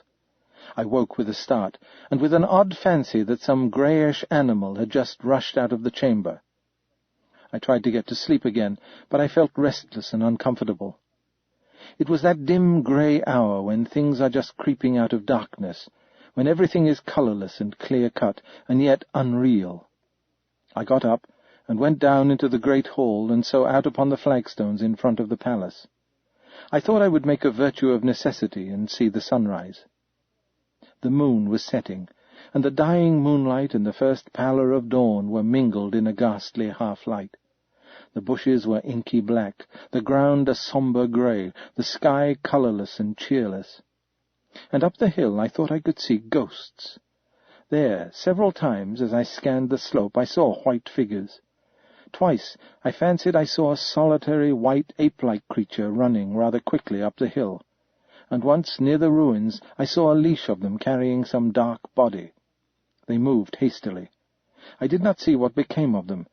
It seemed that they vanished among the bushes. The dawn was still indistinct, you must understand. I was feeling that chill, uncertain, early-morning feeling you may have known. I doubted my eyes. As the eastern sky grew brighter, and the light of the day came on, and its vivid colouring returned upon the world once more, I scanned the view keenly. But I saw no vestige of my white figures. They were mere creatures of the half-light. They must have been ghosts, I said. I wonder whence they dated.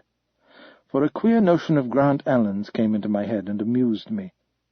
If each generation die and leave ghosts, he argued, the world at last will get overcrowded with them. On that theory they would have grown innumerable some 800,000 years hence, and it was no great wonder to see 4 at once. But the jest was unsatisfying, and I was thinking of these figures all the morning, until Weena's rescue drove them out of my head. I associated them in some indefinite way with the white animal I had startled in my first passionate search for the time machine. But Weena was a pleasant substitute.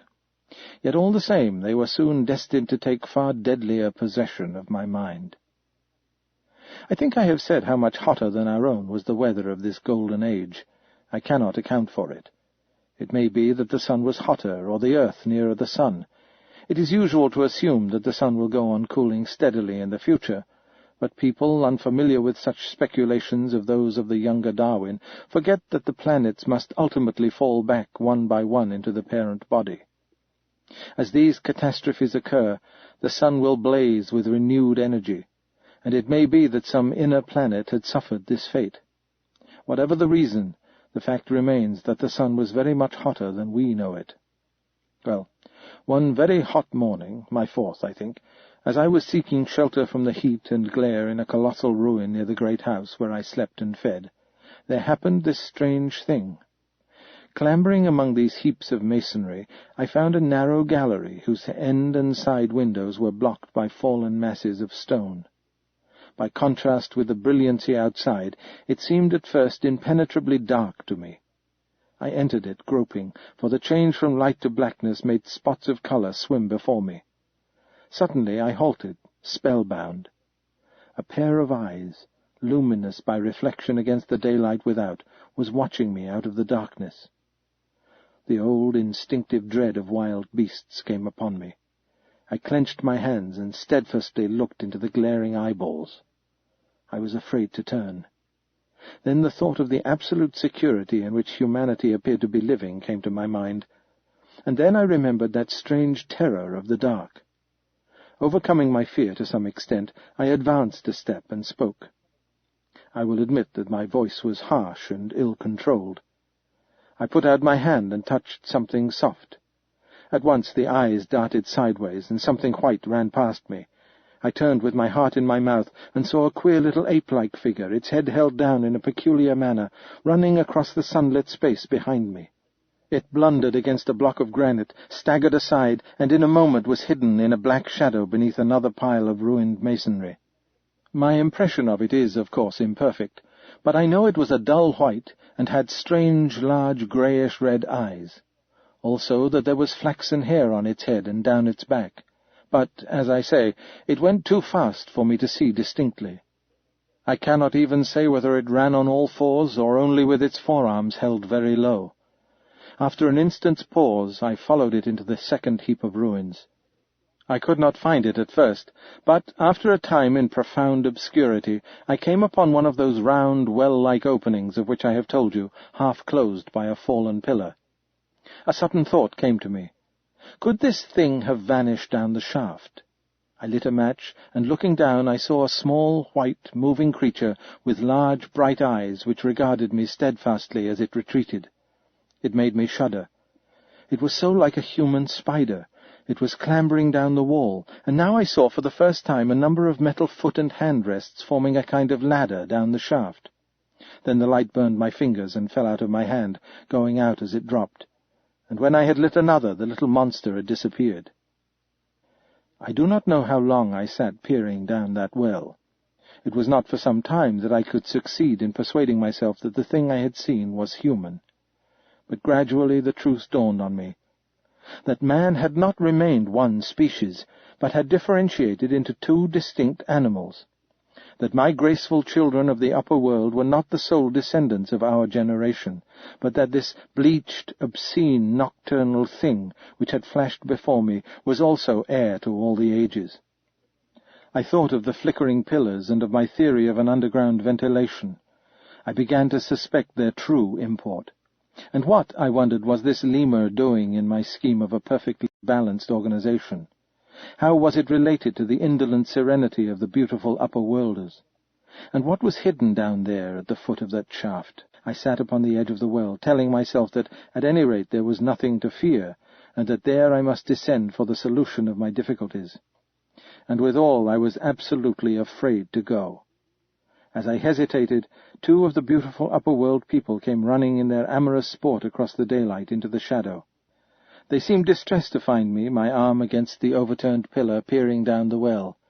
Apparently it was considered bad form to remark these apertures, for when I pointed to this one and tried to frame a question about it in their tongue, they were still more visibly distressed and turned away. But they were interested by my matches, and I struck some to amuse them. I tried them again about the well, and again I failed. So presently I left them, meaning to go back to Weena and see what I could get from her.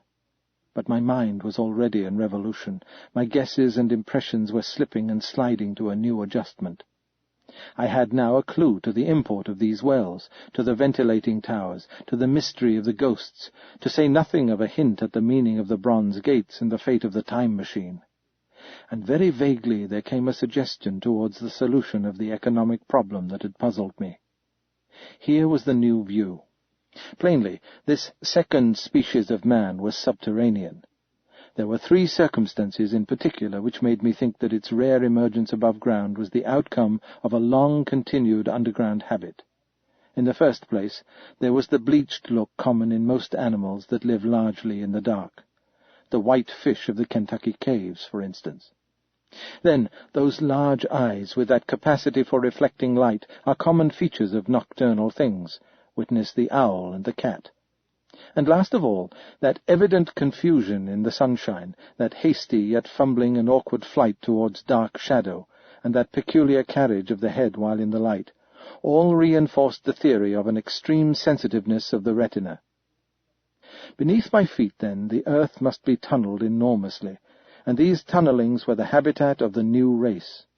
The presence of ventilating shafts and wells along the hill slopes, everywhere in fact except along the river valley, showed how universal were its ramifications.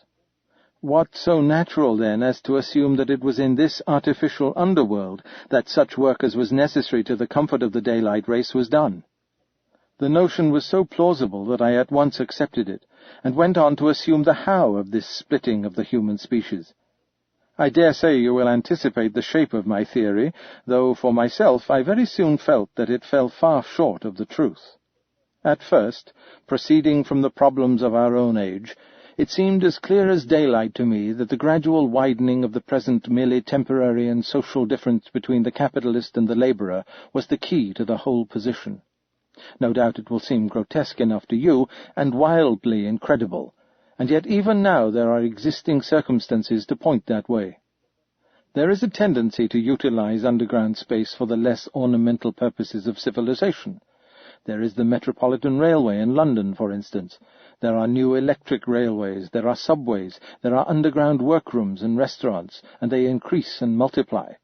Evidently, I thought, this tendency had increased till industry had gradually lost its birthright in the sky. I mean that it had gone deeper and deeper into larger and ever larger underground factories, spending a still increasing amount of its time therein till, in the end, even now, does not an East End worker live in such artificial conditions as practically to be cut off from the natural surface of the earth? Again, the exclusive tendency of richer people, due no doubt to the increasing refinement of their education and the widening gulf between them and the rude violence of the poor, is already leading to the closing in their interest of considerable portions of the surface of the land. About London, for instance, perhaps half the prettier country is shut in against intrusion, and this same widening gulf, which is due to the length and expense of the higher educational process and the increased facilities for and temptations towards refined habits on the part of the rich, will make that exchange between class and class, that promotion by intermarriage which at present retards the splitting of our species along lines of social stratification, less and less frequent. So, in the end, above ground you must have the haves, pursuing pleasure and comfort and beauty, and below ground the have-nots, the workers getting continually adapted to the conditions of their labour. Once they were there, they would, no doubt, have to pay rent, and not a little of it, for the ventilation of their caverns, and if they refused, they would starve or be suffocated for arrears. Such of them as were so constituted as to be miserable and rebellious would die, and, in the end, the balance being permanent, the survivors would become as well adapted to the conditions of underground life, and as happy, in their way, as the upper-world people were to theirs. As it seemed to me, the refined beauty and the etiolated pallor followed naturally enough. The great triumph of humanity I had dreamed of took a different shape in my mind.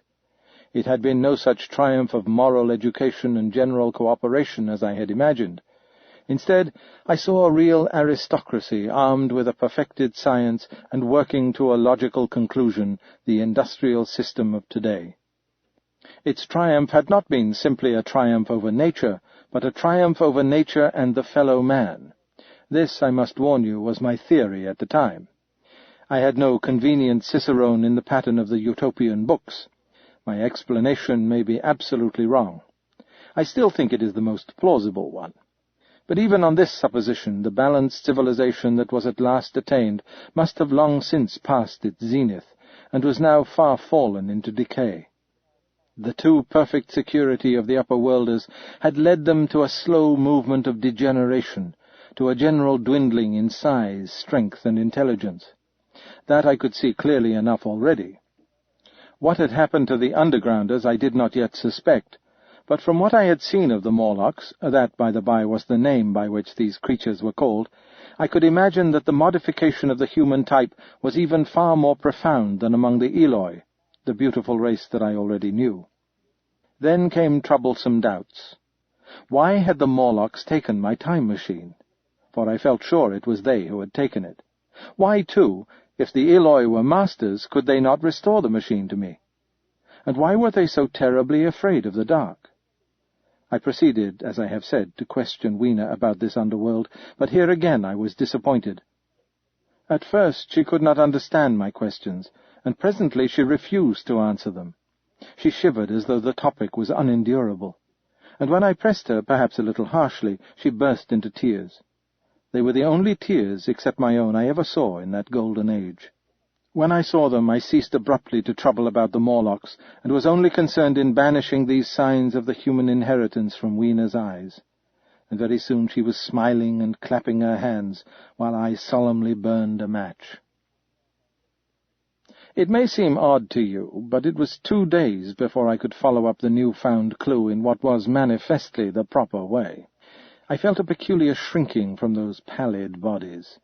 They were just the half-bleached colour of the worms and things one sees preserved in spirit in a zoological museum, and they were filthily cold to the touch. Probably my shrinking was largely due to the sympathetic influence of the Eloi, whose disgust of the Morlocks I now began to appreciate. The next night I did not sleep well. Probably my health was a little disordered. I was oppressed with perplexity and doubt. Once or twice I had a feeling of intense fear for which I could perceive no definite reason. I remember creeping into the great hall where the little people were sleeping in the moonlight. That night Weena was among them, and feeling reassured by their presence. It occurred to me even then that in the course of a few days the moon must pass through its last quarter, and the nights grow dark, when the appearances of these unpleasant creatures from below, these whitened lemurs, this new vermin that had replaced the old, might be more abundant. And on both these days I had the restless feeling of one who shirks an inevitable duty. I felt assured that the time machine was only to be recovered by boldly penetrating these underground mysteries. Yet I could not face the mystery. If only I had a companion, it would have been different. But I was so horribly alone, and even to clamber down into the darkness of the well appalled me. I don't know if you will understand my feeling, but I never felt quite safe at my back. It was this restlessness, this insecurity, perhaps, that drove me further and further afield in my exploring expeditions. Going to the southwestward towards the rising country that is now called Coombe Wood, I observed far off, in the direction of 19th-century Banstead, a vast green structure, different in character from any I had hitherto seen. It was larger than the largest of the palaces or ruins I knew, and the facade had an oriental look, the face of it having the lustre as well as the pale green tint, a kind of bluish green, of a certain type of Chinese porcelain. This difference in aspect suggested a difference in use, and I was minded to push on and explore. But the day was growing late, and I had come upon the site of the place after a long and tiring circuit. So I resolved to hold over the adventure for the following day, and I returned to the welcome and the caresses of little Weena. But next morning I perceived clearly enough that my curiosity regarding the palace of green porcelain was a piece of self-deception, to enable me to shirk by another day an experience I dreaded. I resolved I would make the descent without further waste of time, and started out in the early morning towards a well near the ruins of granite and aluminium. Little Weena ran with me. She danced beside me to the well, but when she saw me lean over the mouth and look downward, she seemed strangely disconcerted. "Goodbye, little Weena," I said, kissing her, and then, putting her down, I began to feel over the parapet for the climbing hooks. Rather hastily, I may as well confess, for I feared my courage might leak away. At first she watched me in amazement. Then she gave a most piteous cry, and running to me she began to pull at me with her little hands. I think her opposition nerved me rather to proceed. I shook her off, perhaps a little roughly, and in another moment I was in the throat of the well. I saw her agonized face over the parapet, and smiled to reassure her. Then I had to look down at the unstable hooks to which I clung. I had to clamber down a shaft of perhaps 200 yards. The descent was effected by means of metallic bars projecting from the sides of the well, and these being adapted to the needs of a creature much smaller and lighter than myself, I was speedily cramped and fatigued by the descent. And not simply fatigued. One of the bars bent suddenly under my weight, and almost swung me off into the blackness beneath. For a moment I hung by one hand, and after that experience I did not dare rest again. Though my arms and back were presently acutely painful, I went on clambering down the sheer descent with as quick a motion as possible.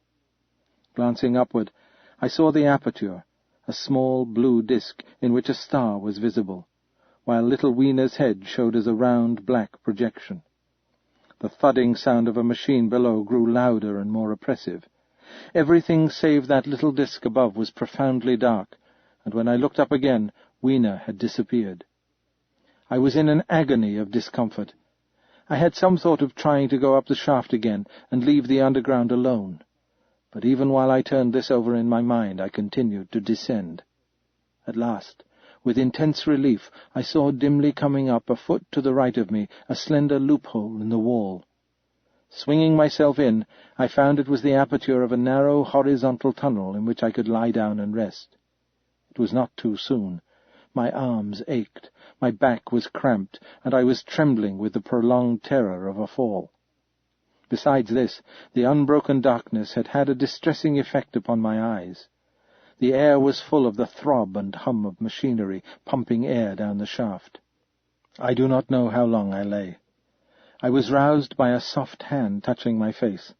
Starting up in the darkness, I snatched at my matches, and, hastily striking one, I saw 3 stooping white creatures, similar to the one I had seen above ground in the ruin, hastily retreating before the light. Living, as they did, in what appeared to me impenetrable darkness, their eyes were abnormally large and sensitive, just as are the pupils of the abysmal fishes, and they reflected the light in the same way. I had no doubt they could see me in that rayless obscurity, and they did not seem to have any fear of me apart from the light. But so soon as I struck a match in order to see them, they fled incontinently, vanishing into dark gutters and tunnels, from which their eyes glared at me in the strangest fashion. I tried to call to them, but the language they had was apparently different from that of the overworld people, so that I was needs left to my own unaided efforts, and the thought of flight before exploration was even then in my mind. But I said to myself, "You're in for it now," and, feeling my way along the tunnel, I found the noise of machinery grow louder. Presently the walls fell away from me, and I came to a large open space, and, striking another match, saw that I had entered a vast arched cavern, which stretched into utter darkness beyond the range of my light. The view I had of it was as much as one could see in the burning of a match. Necessarily my memory is vague. Great shapes like big machines rose out of the dimness and cast grotesque black shadows in which dim spectral Morlocks sheltered from the glare. The place, by the by, was very stuffy and oppressive, and the faint halitus of freshly shed blood was in the air. Some way down the central vista was a little table of white metal laid with what seemed a meal. The Morlocks, at any rate, were carnivorous. Even at the time, I remember wondering what large animal could have survived to furnish the red joint I saw. It was all very indistinct. The heavy smell, the big unmeaning shapes, the obscene figures lurking in the shadows, and only waiting for the darkness to come at me again. Then the match burned down and stung my fingers, and fell, a wriggling red stop in the blackness. I have thought since how particularly ill-equipped I was for such an experience. When I had started with the time machine, I had started with the absurd assumption that the men of the future would certainly be infinitely ahead of ourselves in all their appliances. I had come without arms, without medicine, without anything to smoke. At times I missed tobacco frightfully, even without enough matches. If only I had thought of a kodak, I could have flashed that glimpse of the underworld in a second and examined it at leisure.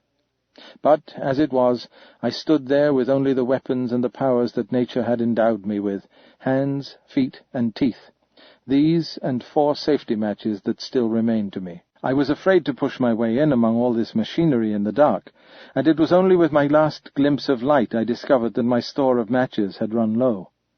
It had never occurred to me until that moment that there was any need to economize them, and I had wasted almost half the box in astonishing the upper-worlders, to whom fire was a novelty. Now, as I say, I had 4 left, and while I stood in the dark, a hand touched mine. Lank fingers came feeling over my face, and I was sensible of a peculiar, unpleasant odour. I fancied I heard the breathing of a crowd of those dreadful little beings about me. I felt the box of matches in my hand being gently disengaged, and other hands behind me plucking at my clothing. The sense of these unseen creatures examining me was indescribably unpleasant.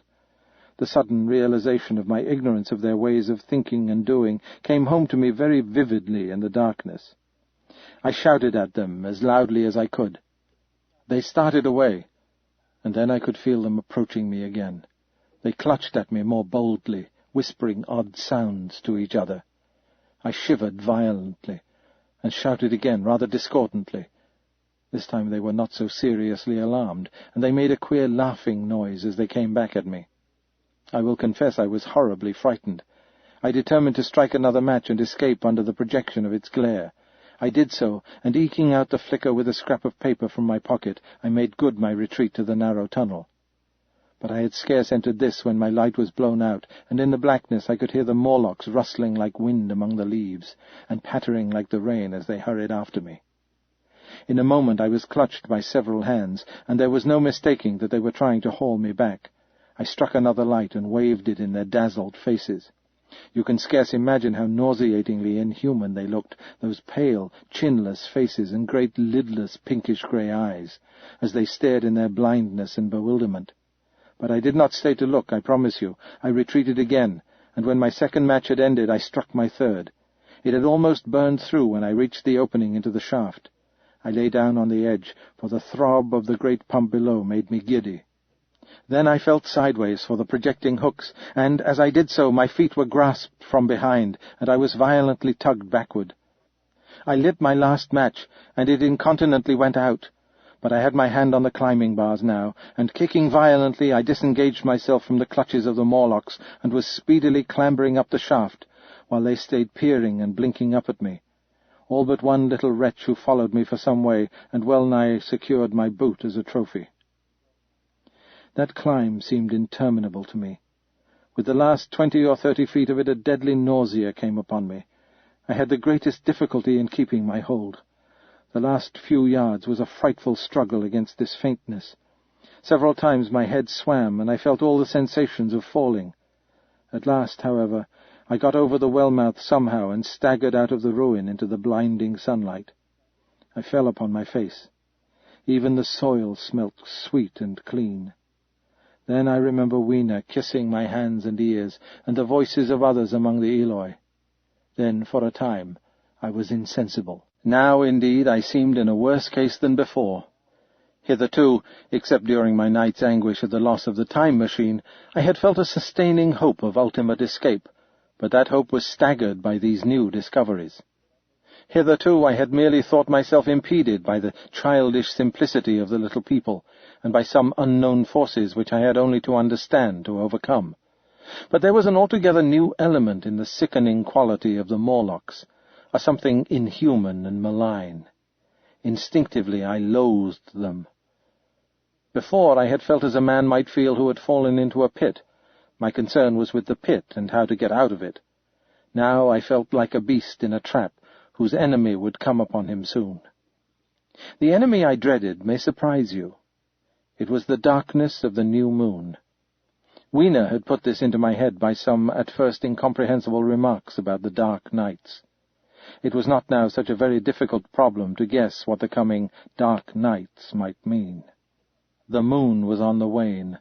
Each night there was a longer interval of darkness. And I now understood, to some slight degree at least, the reason of fear of the little upper-world people for the dark.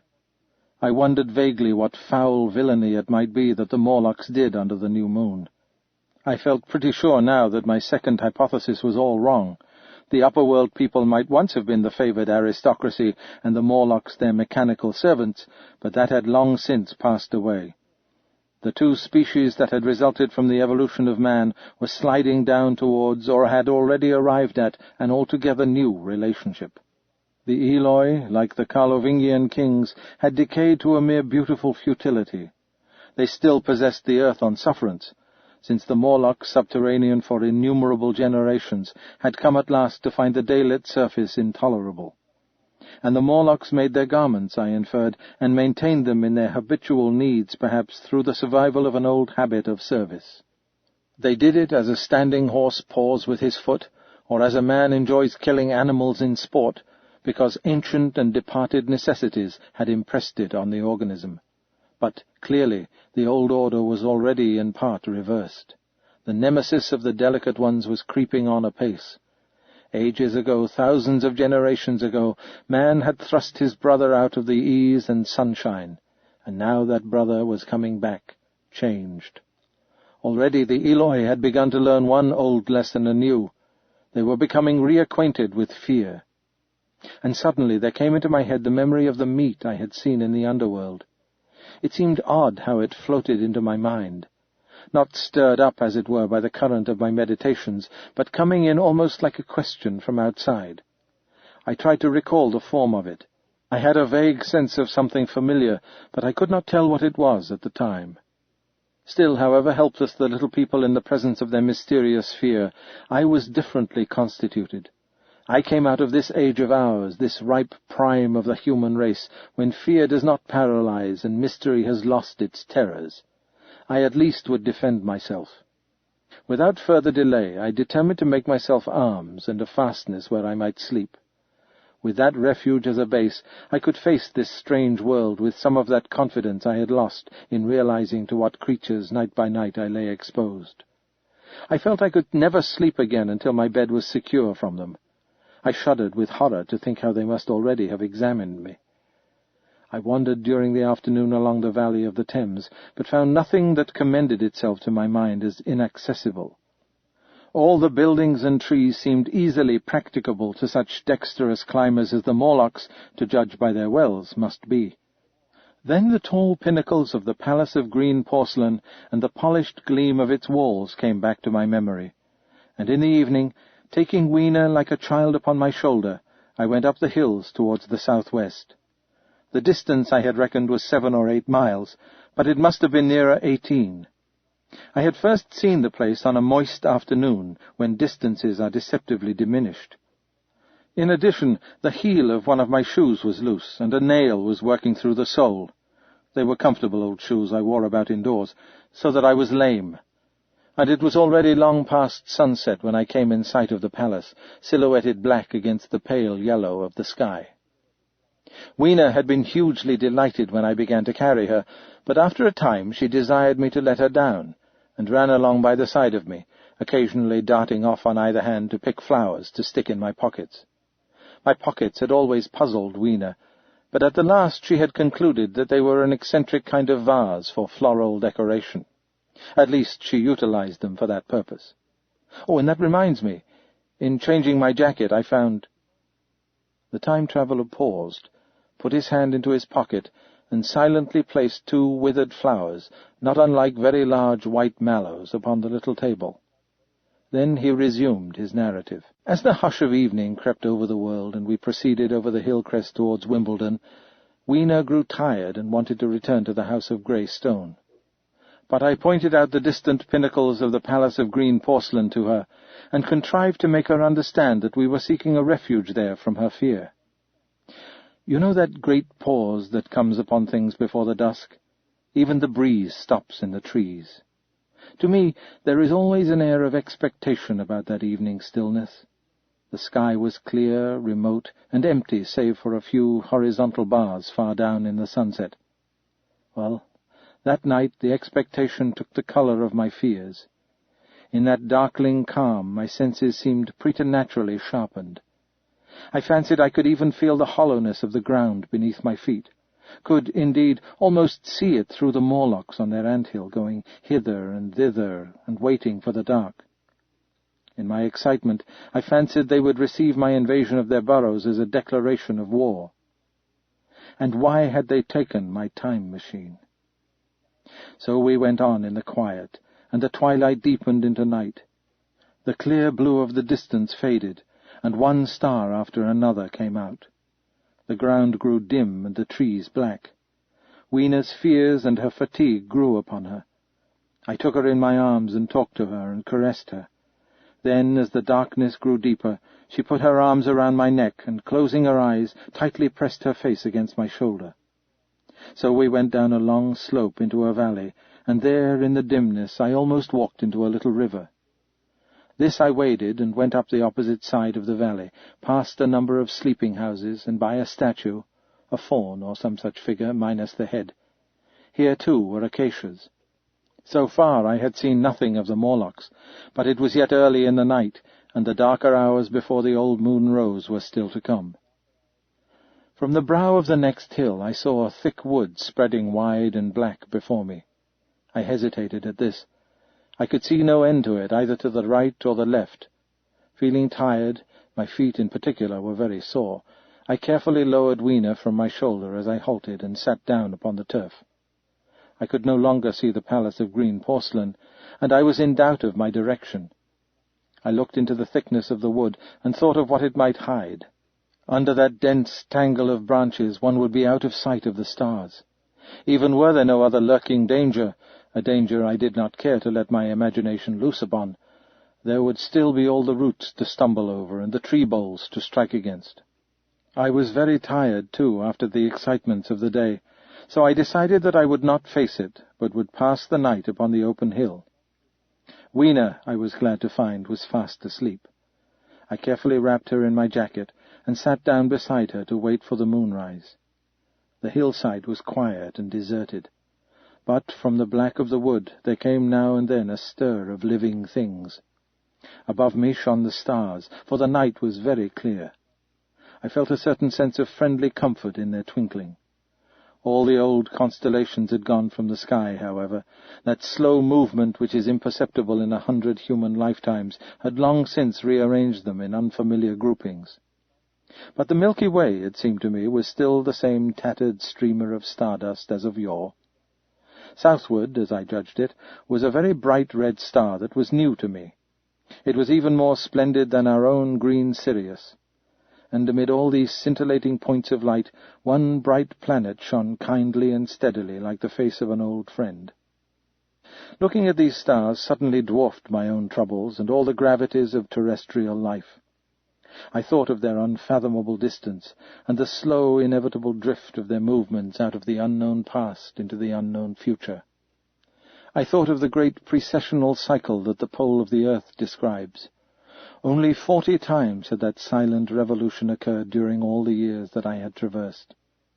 And during these few revolutions, all the activity, all the traditions, the complex organizations, the nations, languages, literatures, aspirations, even the mere memory of man as I knew him, had been swept out of existence. Instead were these frail creatures who had forgotten their high ancestry, and the white things of which I went in terror. Then I thought of the great fear that was between the two species, and for the first time, with a sudden shiver, came the clear knowledge of what the meat I had seen might be. Yet it was too horrible. I looked at little Weena sleeping beside me, her face white and star-like under the stars, and forthwith dismissed the thought. Through that long night I held my mind off the Morlocks as well as I could, and whiled away the time by trying to fancy I could find signs of the old constellations in the new confusion. The sky kept very clear, except for a hazy cloud or so. No doubt I dozed at times. Then, as my vigil wore on, came a faintness in the eastward sky, like the reflection of some colourless fire, and the old moon rose thin and peaked and white. And close behind and overtaking it and overflowing it, the dawn came, pale at first, then growing pink and warm. No Morlocks had approached us. Indeed, I had seen none upon the hill that night. And in the confidence of renewed day, it almost seemed to me that my fear had been unreasonable. I stood up and found my foot with the loose heel swollen at the ankle and painful under the heel. So I sat down again, took off my shoes, and flung them away. I wakened Weena, and we went down into the wood, now green and pleasant instead of black and forbidding. We found some fruit wherewith to break our fast. We soon met others of the dainty ones, laughing and dancing in the sunlight as though there was no such thing in nature as the night. And then I thought once more of the meat that I had seen. I felt assured now of what it was, and from the bottom of my heart I pitied this last feeble rill from the great flood of humanity. Clearly, at some time in the long ago of human decay, the Morlocks' food had run short. Possibly they had lived on rats and such like vermin. Even now man is far less discriminating and exclusive in his food than he was, far less than any monkey. His prejudice against human flesh is no deep-seated instinct. And so these inhuman sons of men— I tried to look at the thing in a scientific spirit. After all, they were less human and more remote than our cannibal ancestors of 3,000 or 4,000 years ago. And the intelligence that would have made this state of things a torment had gone. Why should I trouble myself? These Eloi were mere fatted cattle, which the ant-like Morlocks preserved and preyed upon, probably saw to the breeding of. And there was Weena dancing at my side. Then I tried to preserve myself from the horror that was coming upon me by regarding it as a rigorous punishment of human selfishness. Man had been content to live in ease and delight upon the labours of his fellow man, had taken necessity as his watchword and excuse, and, in the fullness of time, necessity had come home to him. I even tried a Carlyle-like scorn of this wretched aristocracy in decay. But this attitude of mind was impossible. However great their intellectual degradation, the Eloi had kept too much of the human form not to claim my sympathy, and to make me perforce a sharer in their degradation and their fear. I had at that time very vague ideas as to the course I should pursue. My first was to secure some safe place of refuge, and to make myself such arms of metal and stone as I could contrive. That necessity was immediate. In the next place, I hoped to procure some means of fire, so that I should have the weapon of a torch at hand, for nothing, I knew, would be more efficient against these Morlocks.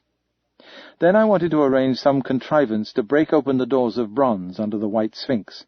I had in mind a battering ram. I had a persuasion that if I could enter those doors and carry a blaze of light before me, I should discover the time machine and escape. I could not imagine the Morlocks were strong enough to move it far away. Weena I had resolved to bring with me to our own time, and turning such schemes over in my mind, I pursued our way towards the building which my fancy had chosen as our dwelling. I found the palace of green porcelain, when we approached it about noon, deserted and falling into ruin. Only ragged vestiges of glass remained in its windows, and great sheets of the green facing had fallen away from the corroded metallic framework. It lay very high upon a turfy down, and looking northeastward before I entered it, I was surprised to see a large estuary, or even creek, where I judged Wandsworth and Battersea must once have been. I thought then, though I never followed up the thought, of what might have happened or might be happening to the living things in the sea. The material of the palace proved on examination to be indeed porcelain, and along the face of it I saw an inscription in some unknown character. I thought, rather foolishly, that Weena might help me to interpret this, but I only learned that the bare idea of writing had never entered her head. She always seemed to me, I fancy, more human than she was, perhaps because her affection was so human. Within the big valves of the door, which were open and broken, we found, instead of the customary hall, a long gallery lit by many side windows. At the first glance I was reminded of a museum. The tiled floor was thick with dust, and a remarkable array of miscellaneous objects was shrouded in the same grey covering. Then I perceived, standing strange and gaunt in the centre of the hall, what was clearly the lower part of a huge skeleton. I recognized by the oblique feet that it was some extinct creature after the fashion of the Megatherium. The skull and the upper bones lay beside it in the thick dust, and in one place where rain-water had dropped through a leak in the roof, the thing itself had been worn away. Further in the gallery was the huge skeleton barrel of a brontosaurus. My museum hypothesis was confirmed. Going towards the side, I found what appeared to be sloping shelves, and clearing away the thick dust, I found the old familiar glass cases of our own time. But they must have been airtight, to judge from the fair preservation of some of their contents. Clearly we stood among the ruins of some latter-day South Kensington. Here, apparently, was the paleontological section, and a very splendid array of fossils it must have been, though the inevitable process of decay that had been staved off for a time, and had, through the extinction of bacteria and fungi, lost 99/100ths of its force, was, nevertheless, with extreme sureness, if with extreme slowness, at work again upon all its treasures. Here and there I found traces of the little people in the shape of rare fossils broken to pieces, or threaded in strings upon reeds. And the cases had in some instances been bodily removed, by the Morlocks, as I judged. The place was very silent. The thick dust deadened our footsteps. Weena, who had been rolling a sea urchin down the sloping glass of a case, presently came as I stared about me, and very quietly took my hand and stood beside me. And at first I was so much surprised by this ancient monument of an intellectual age that I gave no thought to the possibilities it presented.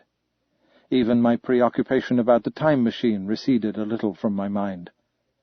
To judge from the size of the place, this palace of green porcelain had a great deal more in it than a gallery of paleontology, possibly historical galleries. It might be even a library. To me, at least in my present circumstances, these would be vastly more interesting than this spectacle of old-time geology in decay. Exploring, I found another short gallery running transversely to the first. This appeared to be devoted to minerals, and the sight of a block of sulphur set my mind running on gunpowder. But I could find no saltpeter, indeed no nitrates of any kind. Doubtless they had deliquesced ages ago. Yet the sulphur hung in my mind and set up a train of thinking. As for the rest of the contents of that gallery, though on the whole they were the best preserved of all I saw, I had little interest. I am no specialist in mineralogy, and I went on, down a very ruinous aisle running parallel to the first hall I had entered. Apparently this section had been devoted to natural history, but everything had long since passed out of recognition. A few shriveled and blackened vestiges of what had once been stuffed animals, desiccated mummies in jars that had once held spirit, a brown dust of departed plants, that was all. I was sorry for that, because I should have been glad to trace the patent readjustments by which the conquest of animated nature had been attained. Then we came to a gallery of simply colossal proportions, but singularly ill-lit, the floor of it running downward at a slight angle from the end at which I entered. At intervals white globes hung from the ceiling, many of them cracked and smashed, which suggested that originally the place had been artificially lit. Here I was more in my element, for rising on either side of me were the huge bulks of big machines, all greatly corroded and many broken down, but some still fairly complete. You know I have a certain weakness for mechanism, and I was inclined to linger among these, the more so as for the most part they had the interest of puzzles, and I could make only the vaguest guesses at what they were for. I fancied that if I could solve their puzzles, I should find myself in possession of powers that might be of use against the Morlocks.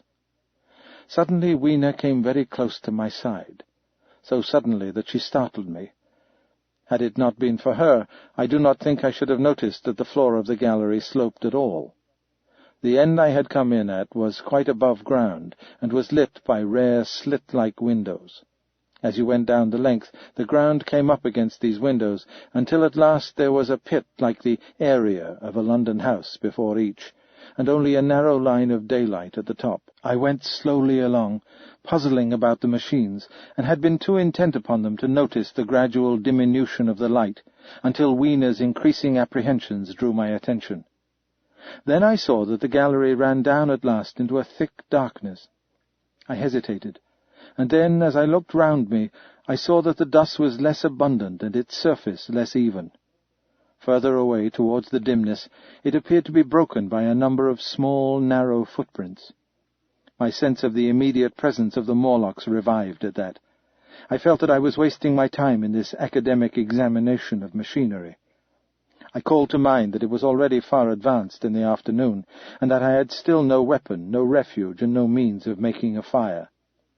And then, down in the remote blackness of the gallery, I heard a peculiar pattering, and the same odd noises I had heard down the well. I took Weena's hand. Then, struck with a sudden idea, I left her and turned to a machine from which projected a lever not unlike those in a signal-box. Clambering upon the stand, and grasping this lever in my hands, I put all my weight upon it sideways. Suddenly Weena, deserted in the central aisle, began to whimper. I had judged the strength of the lever pretty correctly, for it snapped after a minute's strain, and I rejoined her with a mace in my hand more than sufficient, I judged, for any Morlock skull I might encounter. And I longed very much to kill a Morlock or so. Very inhuman, you may think, to want to go killing one's own descendants. But it was impossible somehow to feel any humanity in the things. Only my disinclination to leave Weena, and a persuasion that if I began to slake my thirst for murder, my time machine might suffer, restrained me from going straight down the gallery and killing the brutes I heard. Well, mace in one hand and Weena in the other, I went out of that gallery and into another and still larger one, which at the first glance reminded me of a military chapel hung with tattered flags. The brown and charred rags that hung from the sides of it I presently recognized as the decaying vestiges of books. They had long since dropped to pieces, and every semblance of print had left them. But here and there were warped boards and cracked metallic clasps that told the tale well enough. Had I been a literary man, I might perhaps have moralized upon the futility of all ambition. But as it was, the thing that struck me with the keenest force was the enormous waste of labor to which this sombre wilderness of rotting paper testified. At the time I will confess that I thought chiefly of the philosophical transactions and my own 17 papers upon physical optics. Then, going up a broad staircase, we came to what may once have been a gallery of technical chemistry, and here I had not a little hope of useful discoveries. Except at one end, where the roof had collapsed, this gallery was well preserved. I went eagerly to every unbroken case, and at last, in one of the really airtight cases, I found a box of matches. Very eagerly I tried them. They were perfectly good. They were not even damp. I turned to Weena. "Dance," I cried to her in her own tongue, for now I had a weapon indeed against the horrible creatures we feared. And so, in that derelict museum, upon the thick, soft carpeting of dust, to Weena's huge delight, I solemnly performed a kind of composite dance, whistling the Land of the Leal as cheerfully as I could. In part it was a modest can-can, in part a step dance, in part a skirt dance, so far as my tailcoat permitted, and in part original, for I am naturally inventive, as you know. Now, I still think that for this box of matches to have escaped the wear of time for immemorial years was a most strange, as for me it was a most fortunate thing. Yet, oddly enough, I found a far unlikelier substance, and that was camphor. I found it in a sealed jar that by chance, I suppose, had been really hermetically sealed. I fancied at first that it was paraffin wax, and smashed the glass accordingly, but the odour of camphor was unmistakable. In the universal decay this volatile substance had chanced to survive, perhaps through many thousands of centuries. It reminded me of a sepia painting I had once seen, done from the ink of a fossil belemnite that must have perished and become fossilized millions of years ago. I was about to throw it away, but I remembered that it was inflammable and burned with a good bright flame, was, in fact, an excellent candle, and I put it in my pocket. I found no explosives, however, nor any means of breaking down the bronze doors. As yet my iron crowbar was the most helpful thing I had chanced upon. Nevertheless, I left that gallery greatly elated. I cannot tell you all the story of that long afternoon.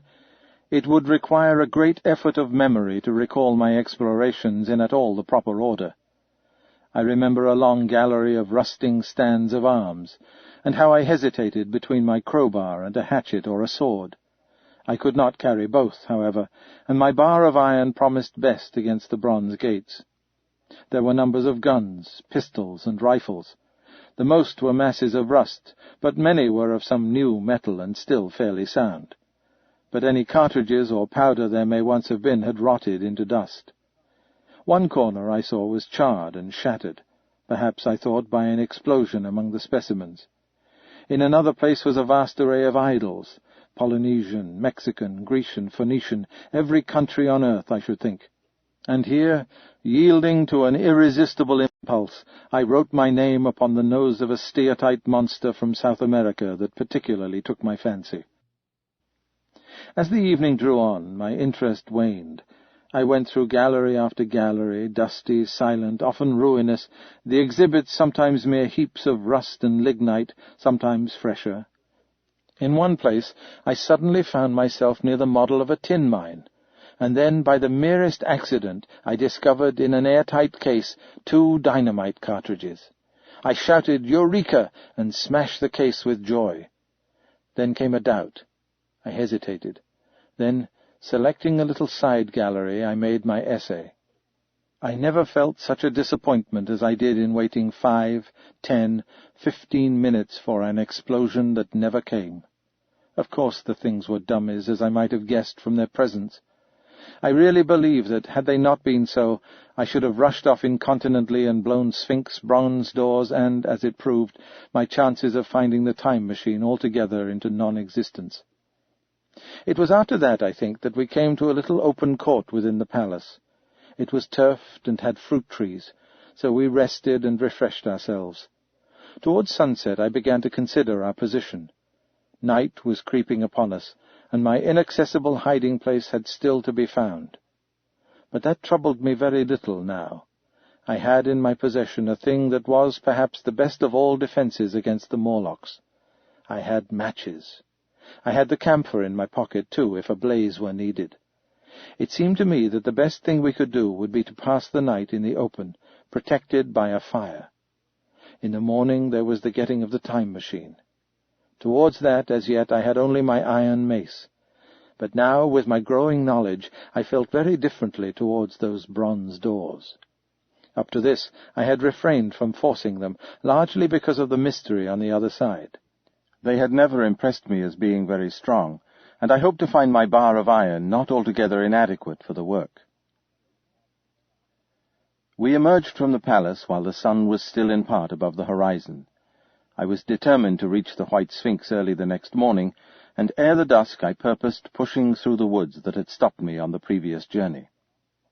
My plan was to go as far as possible that night, and then, building a fire, to sleep in the protection of its glare. Accordingly, as we went along, I gathered any sticks or dried grass I saw, and presently had my arms full of such litter. Thus loaded, our progress was slower than I had anticipated, and besides, Weena was tired. And I began to suffer from sleepiness too, so that it was full night before we reached the wood. Upon the shrubby hill at its edge, Weena would have stopped, fearing the darkness before us. But a singular sense of impending calamity, that should indeed have served me as a warning, drove me onward. I had been without sleep for a night and 2 days, and I was feverish and irritable. I felt sleep coming upon me, and the Morlocks with it.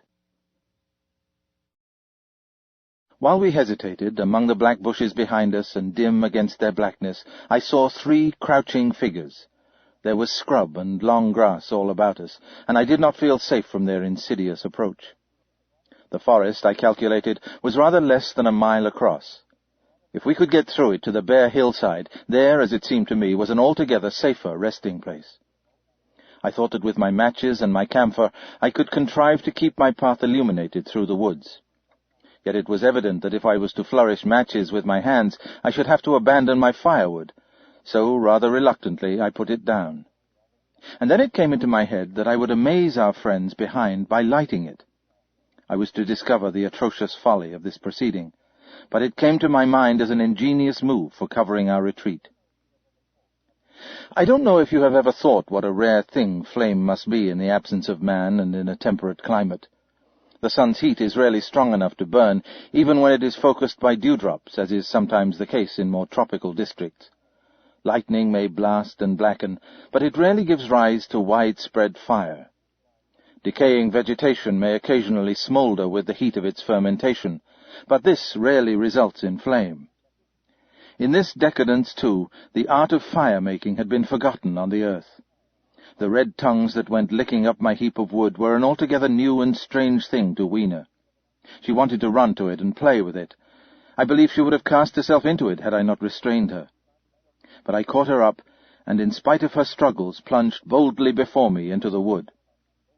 For a little way the glare of my fire lit the path. Looking back presently, I could see through the crowded stems that from my heap of sticks the blaze had spread to some bushes adjacent, and a curved line of fire was creeping up the grass of the hill. I laughed at that, and turned back to the dark trees before me. It was very black, and Weena clung to me convulsively, but there was still, as my eyes grew accustomed to the darkness, sufficient light for me to avoid the stems. Overhead it was simply black, except where a gap of remote blue sky shone down upon us here and there. I struck none of my matches because I had no hand free. Upon my left arm I carried my little one. In my right hand I had my iron bar. For some way I heard nothing but the crackling twigs under my feet, the faint rustle of the breeze above, and my own breathing and the throb of the blood vessels in my ears. Then I seemed to know of a pattering about me. I pushed on grimly. The pattering grew more distinct, and then I caught the same queer sounds and voices I had heard in the underworld. There were evidently several of the Morlocks, and they were closing in upon me. Indeed, in another minute I felt a tug at my coat, then something at my arm, and Weena shivered violently and became very still. It was time for a match. But to get one I must put her down. I did so, and as I fumbled with my pocket, a struggle began in the darkness about my knees, perfectly silent on her part, and with the same peculiar cooing sounds from the Morlocks. Soft little hands, too, were creeping over my coat and back, touching even my neck. Then the match scratched and fizzed. I held it flaring and saw the white backs of the Morlocks in flight amid the trees.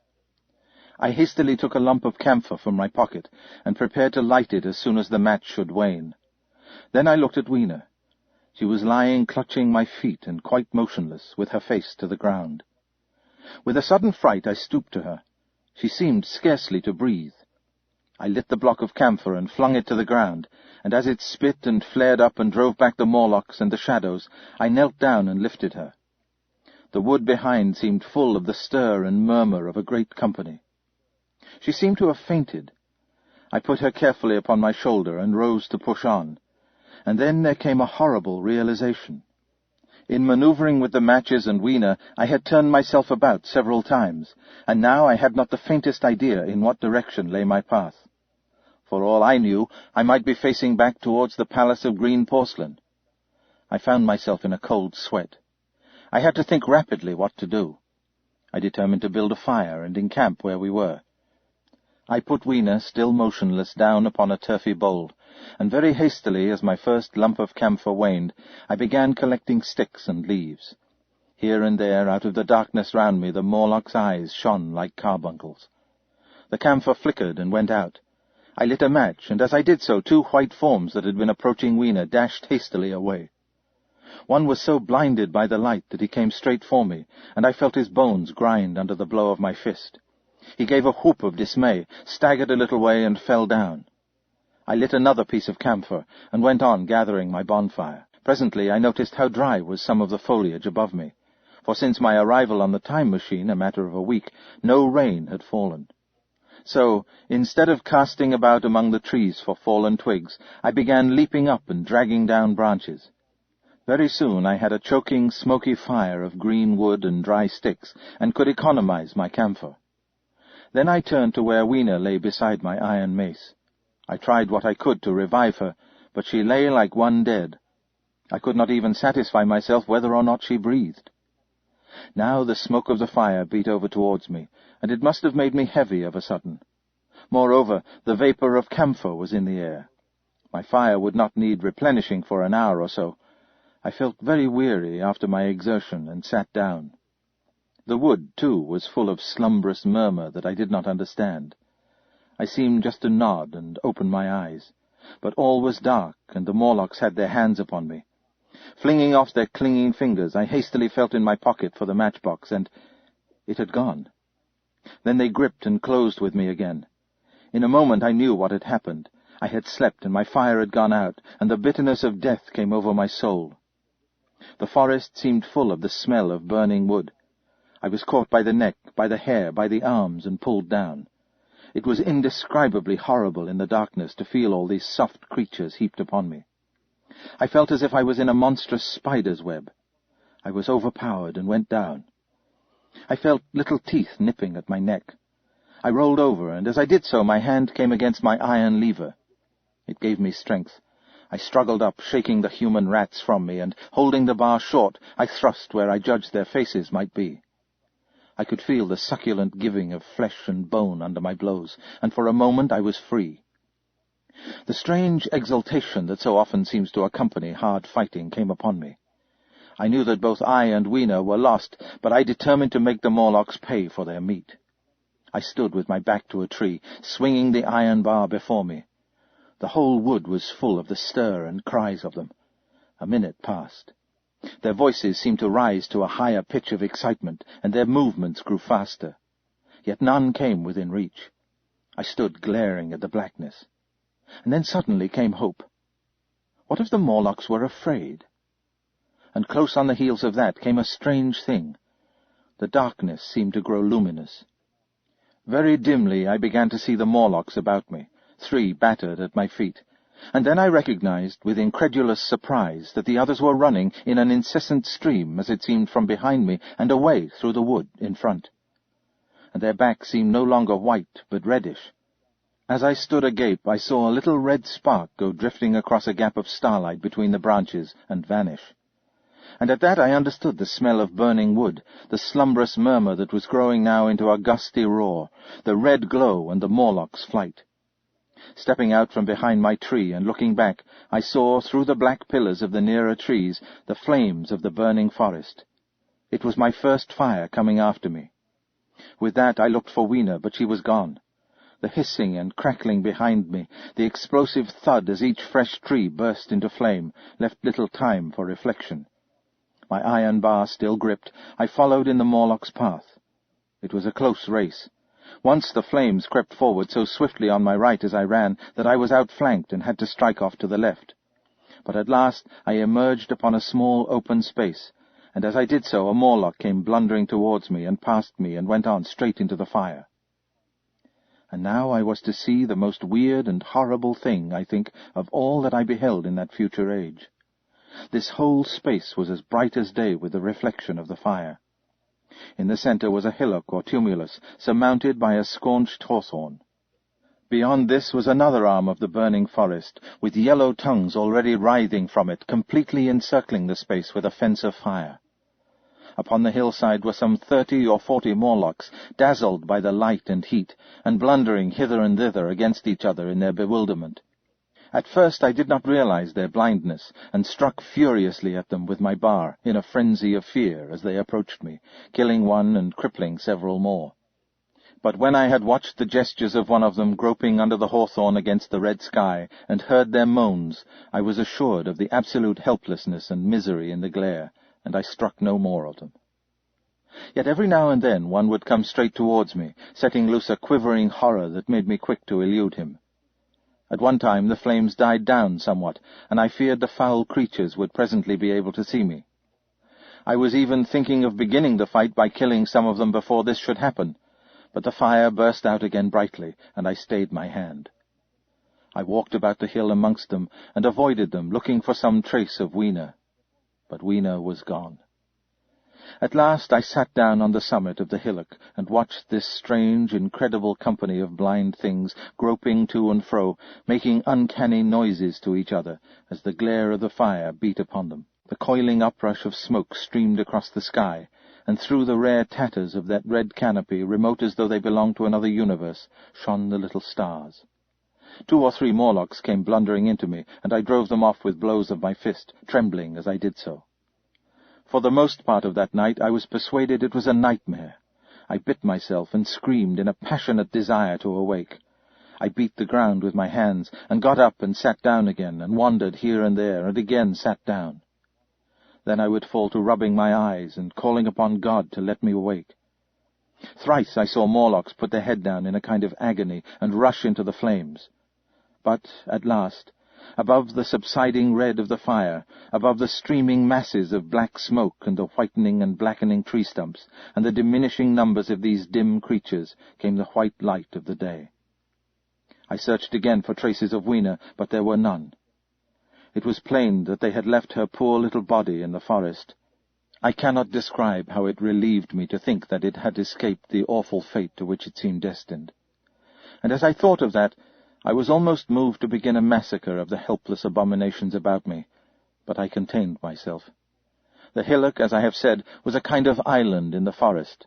From its summit I could now make out through a haze of smoke the palace of green porcelain, and from that I could get my bearings for the white sphinx. And so, leaving the remnant of these damned souls still going hither and thither and moaning, as the day grew clearer, I tied some grass about my feet and limped on across smoking ashes and among black stems that still pulsated internally with fire towards the hiding-place of the time machine. I walked slowly, for I was almost exhausted as well as lame, and I felt the intensest wretchedness for the horrible death of little Weena. It seemed an overwhelming calamity. Now, in this old familiar room, it is more like the sorrow of a dream than an actual loss. But that morning it left me absolutely lonely again, terribly alone. I began to think of this house of mine, of this fireside, of some of you, and with such thoughts came a longing that was pain. But as I walked over the smoking ashes under the bright morning sky, I made a discovery. In my trousers pocket were still some loose matches. The box must have leaked before it was lost. About 8 or 9 in the morning I came to the same seat of yellow metal from which I had viewed the world upon the evening of my arrival. I thought of my hasty conclusions upon that evening, and could not refrain from laughing bitterly at my confidence. Here was the same beautiful scene, the same abundant foliage, the same splendid palaces and magnificent ruins, the same silver river running between its fertile banks. The gay robes of the beautiful people moved hither and thither among the trees. Some were bathing in exactly the place where I had saved Weena, and that suddenly gave me a keen stab of pain. And like blots upon the landscape rose the cupolas above the ways to the underworld. I understood now what all the beauty of the overworld people covered. Very pleasant was their day, as pleasant as the day of the cattle in the field. Like the cattle, they knew no enemies, and provided against no needs, and their end was the same. I grieved to think how brief the dream of the human intellect had been. It had committed suicide. It had set itself steadfastly towards comfort and ease, a balanced society with security and permanency as its watchword. It had attained its hopes, to come to this at last. Once, life and property must have reached almost absolute safety. The rich had been assured of his wealth and comfort, the toiler assured of his life and work. No doubt in that perfect world there had been no unemployed problem, no social question left unsolved, and a great quiet had followed. It is a law of nature we overlook that intellectual versatility is the compensation for change, danger, and trouble. An animal perfectly in harmony with its environment is a perfect mechanism. Nature never appeals to intelligence until habit and instinct are useless. There is no intelligence where there is no change and no need of change. Only those animals partake of intelligence that have to meet a huge variety of needs and dangers. So, as I see it, the upper world man had drifted towards his feeble prettiness, and the underworld to mere mechanical industry. But that perfect state had lacked one thing, even for mechanical perfection: absolute permanency. Apparently, as time went on, the feeding of the underworld, however it was effected, had become disjointed. Mother Necessity, who had been staved off for a few thousand years, came back again, and she began below. The underworld, being in contact with machinery, which, however perfect, still needs some little thought outside habit, had probably retained perforce rather more initiative, if less of every other human character, than the upper, and when other meat failed them, they turned to what old habit had hitherto forbidden. So I say I saw it in my last view of the world of 802,701. It may be as wrong an explanation as mortal wit could invent. It is how the thing shaped itself to me, and as that I give it to you. After the fatigues, excitements, and terrors of the past days, and in spite of my grief, this seat and the tranquil view and the warm sunlight were very pleasant. I was very tired and sleepy, and soon my theorizing passed into dozing. Catching myself at that, I took my own hint, and spreading myself out upon the turf, I had a long and refreshing sleep. I awoke a little before sun-setting. I now felt safe against being caught napping by the Morlocks, and stretching myself I came on down the hill towards the White Sphinx. I had my crowbar in one hand, and the other hand played with the matches in my pocket. And now came a most unexpected thing. As I approached the pedestal of the Sphinx, I found the bronze valves were open. They had slid down into grooves. At that I stopped short before them, hesitating to enter. Within was a small apartment, and on a raised place in the corner of this was the time machine. I had the small levers in my pocket, so here, after all my elaborate preparations for the siege of the White Sphinx, was a meek surrender. I threw my iron bar away, almost sorry not to use it. A sudden thought came into my head as I stooped towards the portal. For once at least I grasped the mental operations of the Morlocks. Suppressing a strong inclination to laugh, I stepped through the bronze frame and up to the time machine. I was surprised to find it had been carefully oiled and cleaned. I have suspected since that the Morlocks had even partially taken it to pieces while trying in their dim way to grasp its purpose. Now, as I stood and examined it, finding a pleasure in the mere touch of the contrivance, the thing I had expected happened. The bronze panel suddenly slid up and struck the frame with a clang. I was in the dark, trapped, or so the Morlocks thought. At that I chuckled gleefully. I could already hear their murmuring laughter as they came towards me. Very calmly I tried to strike the match. I had only to fix on the levers and depart then, like a ghost. But I had overlooked one little thing.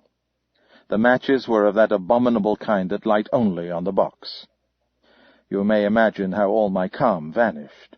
The little brutes were close upon me. One touched me. I made a sweeping blow in the dark at them with the levers, and began to scramble into the saddle of the machine. Then came one hand upon me, and then another.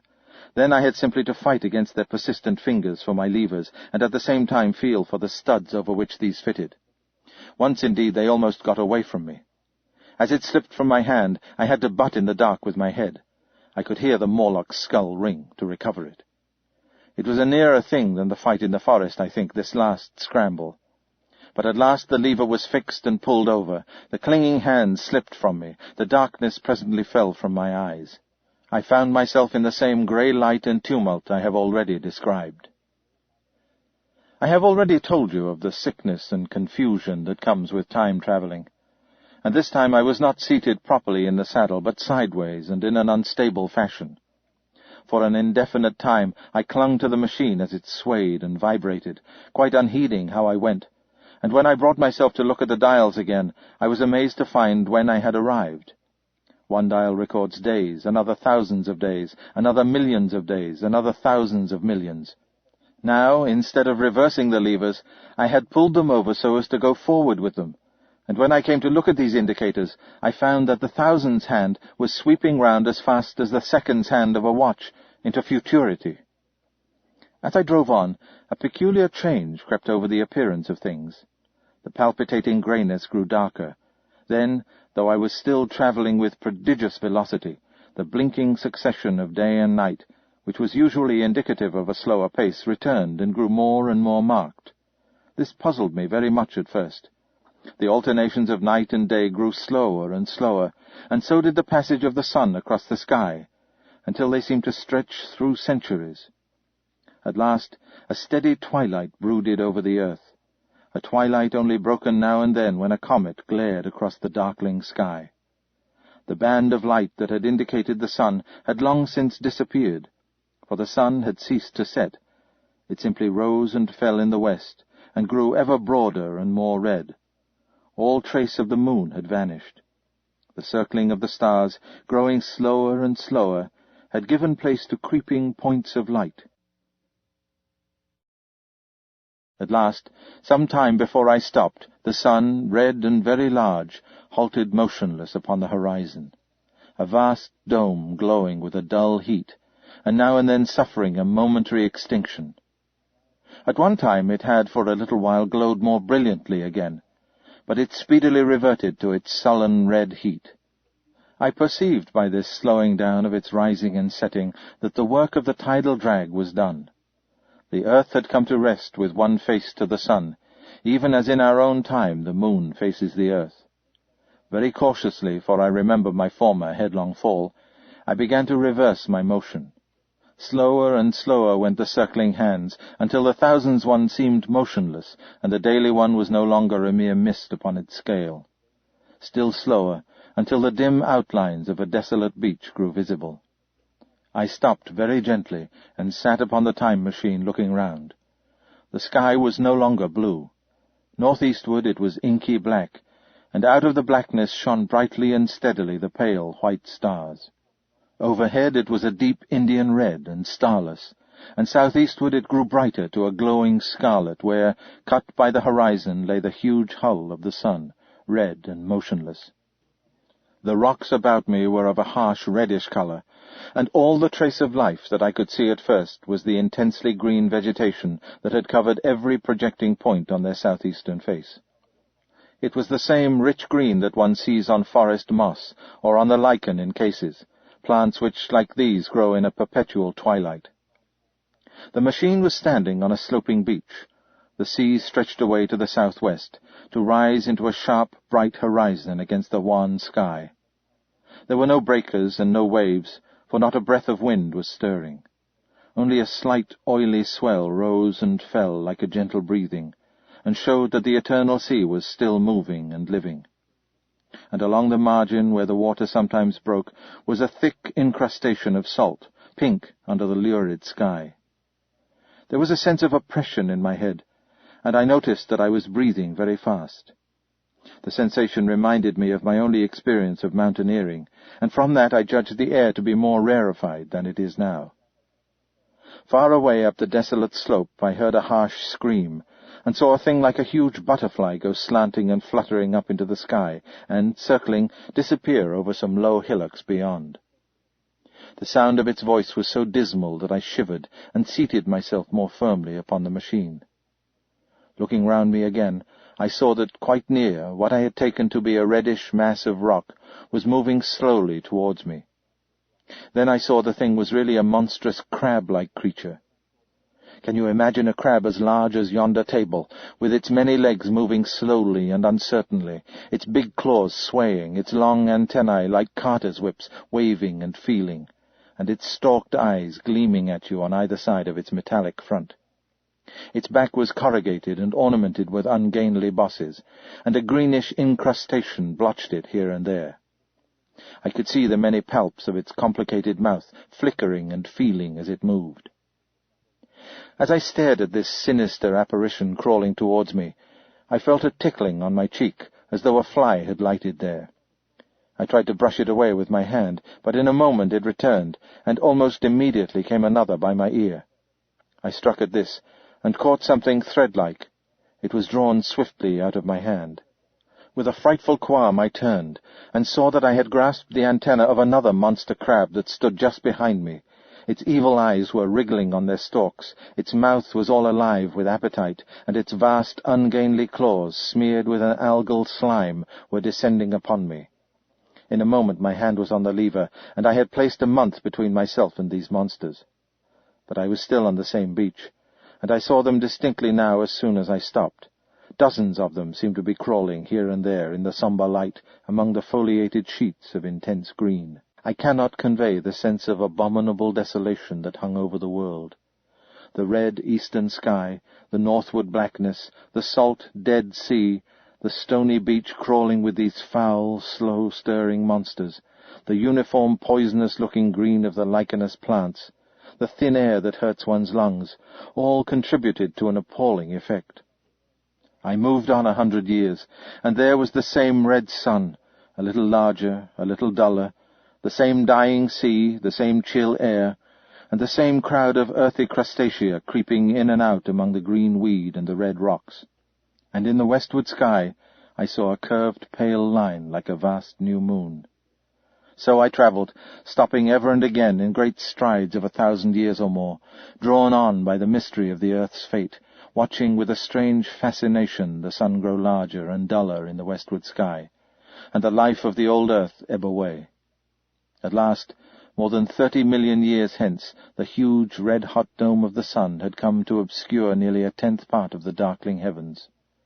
Then I stopped once more, for the crawling multitude of crabs had disappeared, and the red beach, save for its livid green liverworts and lichens, seemed lifeless.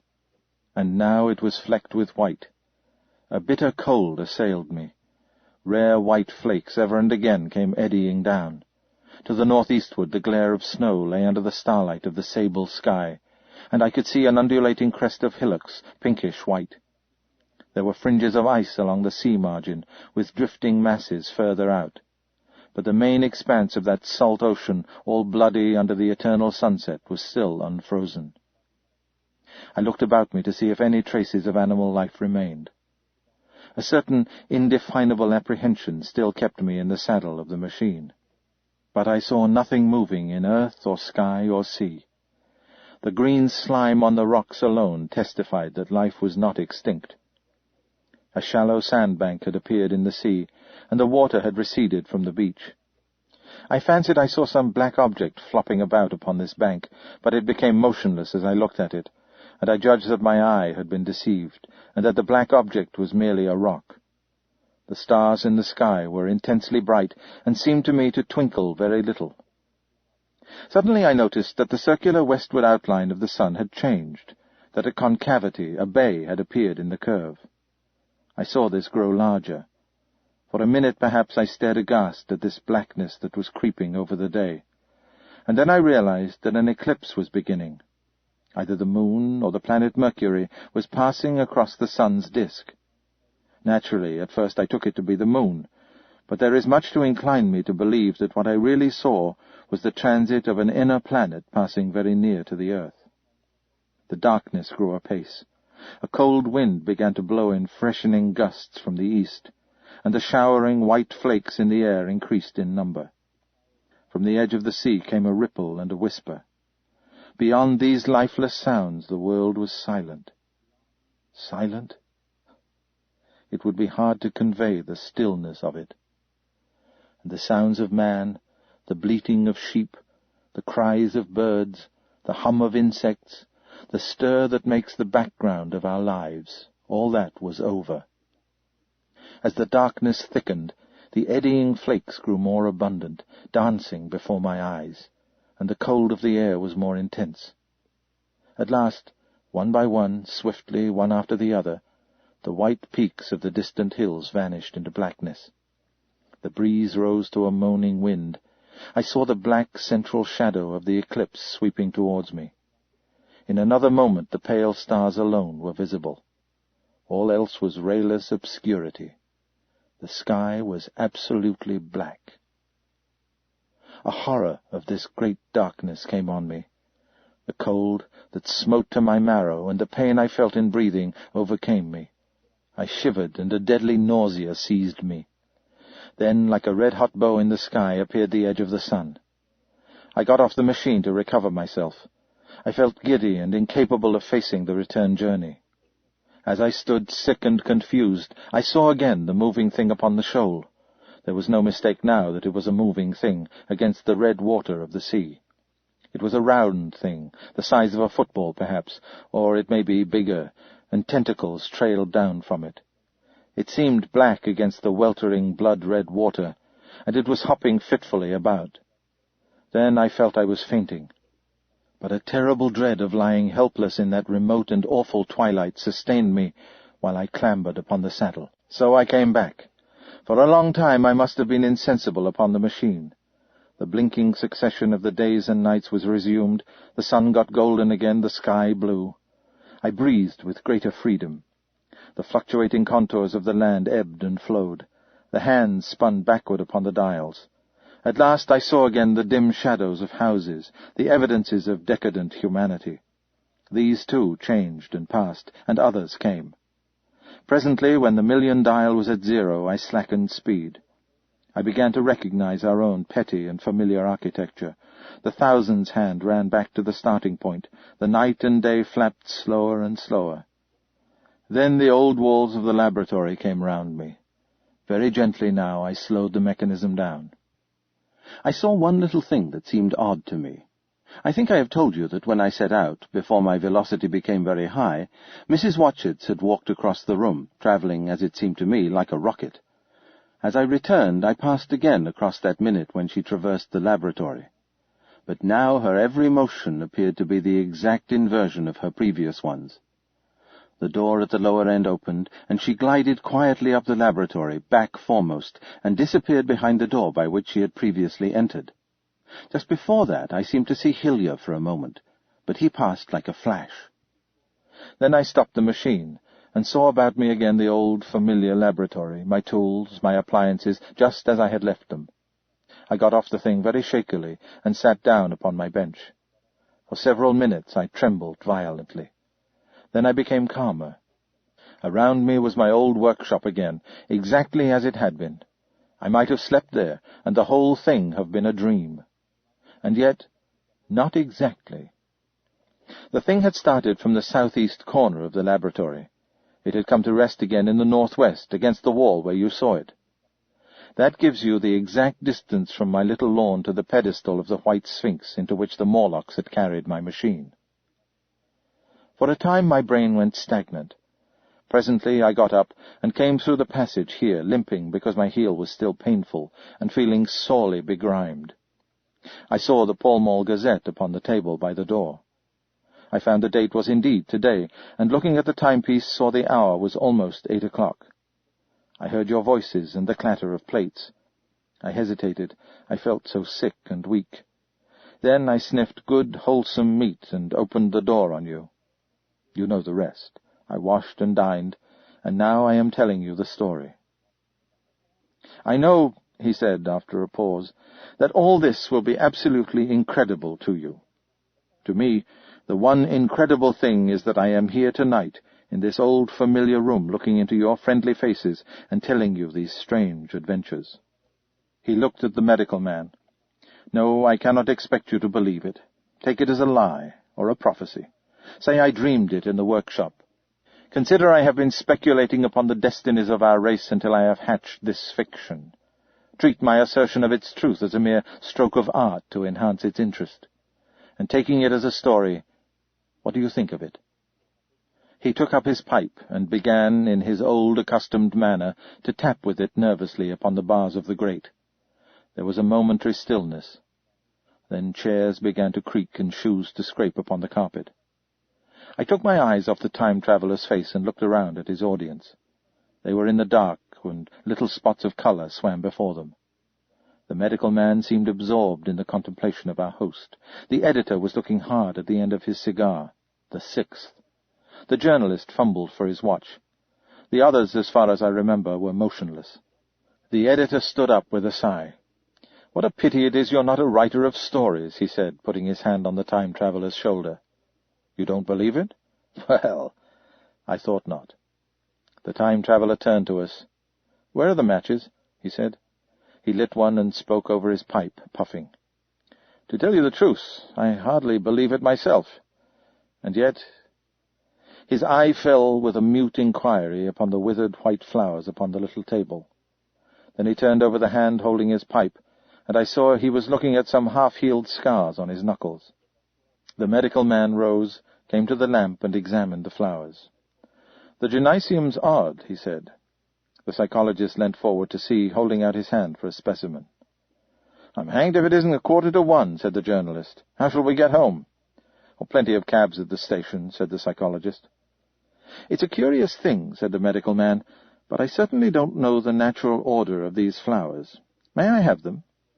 The time-traveller hesitated, then suddenly, "Certainly not." "Where did you really get them?" said the medical man. The time-traveller put his hand to his head. He spoke like one who was trying to keep hold of an idea that eluded him. "They were put into my pocket by Wiener when I travelled into time." He stared round the room. "I'm damned if it isn't all going. This room and you and the atmosphere of every day is too much for my memory. Did I ever make a time machine, or a model of a time machine, or is it all only a dream? They say life is a dream, a precious poor dream at times, but I can't stand another that won't fit. It's madness. And where did the dream come from? I must look at that machine, if there is one." He caught up the lamp swiftly and carried it flaring red through the door into the corridor. We followed him. There, in the flickering light of the lamp, was the machine, sure enough, squat, ugly, and askew, a thing of brass, ebony, ivory, and translucent, glimmering quartz. Solid to the touch, for I put out my hand and felt the rail of it, and with brown spots and smears upon the ivory, and bits of grass and moss upon the lower parts, and one rail bent awry. The time-traveller put his lamp down on the bench, and ran his hand along the damaged rail. "It's all right now," he said. "The story I told you was true. I'm sorry to have brought you out here in the cold." He took up the lamp, and in an absolute silence we returned to the smoking-room. He came into the hall with us and helped the editor on with his coat. The medical man looked into his face, and with a certain hesitation told him he was suffering from overwork, at which he laughed hugely. I remember him standing in the open doorway, bawling good night. I shared a cab with the editor. He thought the tale a gaudy lie. For my own part, I was unable to come to a conclusion. The story was so fantastic and incredible, the telling so credible and sober. I lay awake most of the night thinking about it. I determined to go next day and see the time-traveler again. I was told he was in the laboratory, and, being on easy terms in the house, I went up to him. The laboratory, however, was empty. I stared for a minute at the time machine, and put out my hand and touched the lever. At that the squat, substantial-looking mass swayed like a bough shaken by the wind. Its instability startled me extremely, and I had a queer reminiscence of the childish days when I used to be forbidden to meddle. I came back through the corridor. The time-traveler met me in the smoking-room. He was coming from the house. He had a small camera under one arm and a knapsack under the other. He laughed when he saw me, and gave me an elbow to shake. "I'm frightfully busy," he said, "with that thing in there." "But is it not some hoax?" I said. "Do you really travel through time?" "Really and truly I do." And he looked frankly into my eyes. He hesitated. His eye wandered about the room. "I only want half an hour," he said. "I know why you came, and it's awfully good of you. There's some magazines here. If you'll stop to lunch, I'll prove to you this time-traveling up to the hilt, specimen and all. If you'll forgive my leaving you now." I consented, hardly comprehending then the full import of his words, and he nodded and went on down the corridor. I heard the door of the laboratory slam, seated myself in a chair, and took up a daily paper. What was he going to do before lunchtime? Then suddenly I was reminded by an advertisement that I had promised to meet Richardson, the publisher, at 2. I looked at my watch and saw that I could barely save that engagement. I got up and went down the passage to tell the time-traveler. As I took hold of the handle of the door, I heard an exclamation, oddly truncated at the end, and a click and a thud. A gust of air whirled round me as I opened the door, and from within came the sound of broken glass falling on the floor. The time-traveler was not there. I seemed to see a ghostly, indistinct figure sitting in a whirling mass of black and brass for a moment. A figure so transparent that the bench behind, with its sheets of drawings, was absolutely distinct. But this phantasm vanished as I rubbed my eyes. The time machine had gone. Save for a subsiding stir of dust, the further end of the laboratory was empty. A pane of the skylight had apparently just been blown in. I felt an unreasonable amazement. I knew that something strange had happened, and for the moment could not distinguish what the strange thing might be. As I stood staring, the door into the garden opened and the manservant appeared. We looked at each other. Then ideas began to come. "Has the master gone out that way?" said I. "No, sir. No one has come out this way. I was expecting to find him here." At that I understood. At the risk of disappointing Richardson, I stayed on, waiting for the time-traveler, waiting for the second, perhaps still stranger story, and the specimens and photographs he would bring with him. But I am beginning now to fear that I must wait a lifetime. The time-traveler vanished 3 years ago, and, as everybody knows now, he has never returned. One cannot choose but wonder, will he ever return? It may be that he swept back into the past, and fell among the blood-drinking, hairy savages of the age of unpolished stone, into the abysses of the Cretaceous Sea, or among the grotesque saurians, the huge reptilian brutes of the Jurassic times. He may even now, if I may use the phrase, be wandering on some Plesiosaurus-haunted oolitic coral reef, or beside the lonely saline lakes of the Triassic age. Or did he go forward, into one of the nearer ages in which men are still men, but with the riddles of our own time answered and its wearisome problems solved? Into the manhood of the race. For I, for my part, cannot think that these latter days of weak experiment, fragmentary theory, and mutual discord are indeed man's culminating time. I say, for my own part. He, I know, for the question had been discussed among us long before the time machine was made, thought but cheerlessly of the advancement of mankind, and saw in the growing pile of civilization only a foolish heaping that must inevitably fall back upon and destroy its makers in the end. that is so, it remains for us to live as though it were not so. But to me the future is still black and blank, is a vast ignorance, lit at a few casual places by the memory of his story.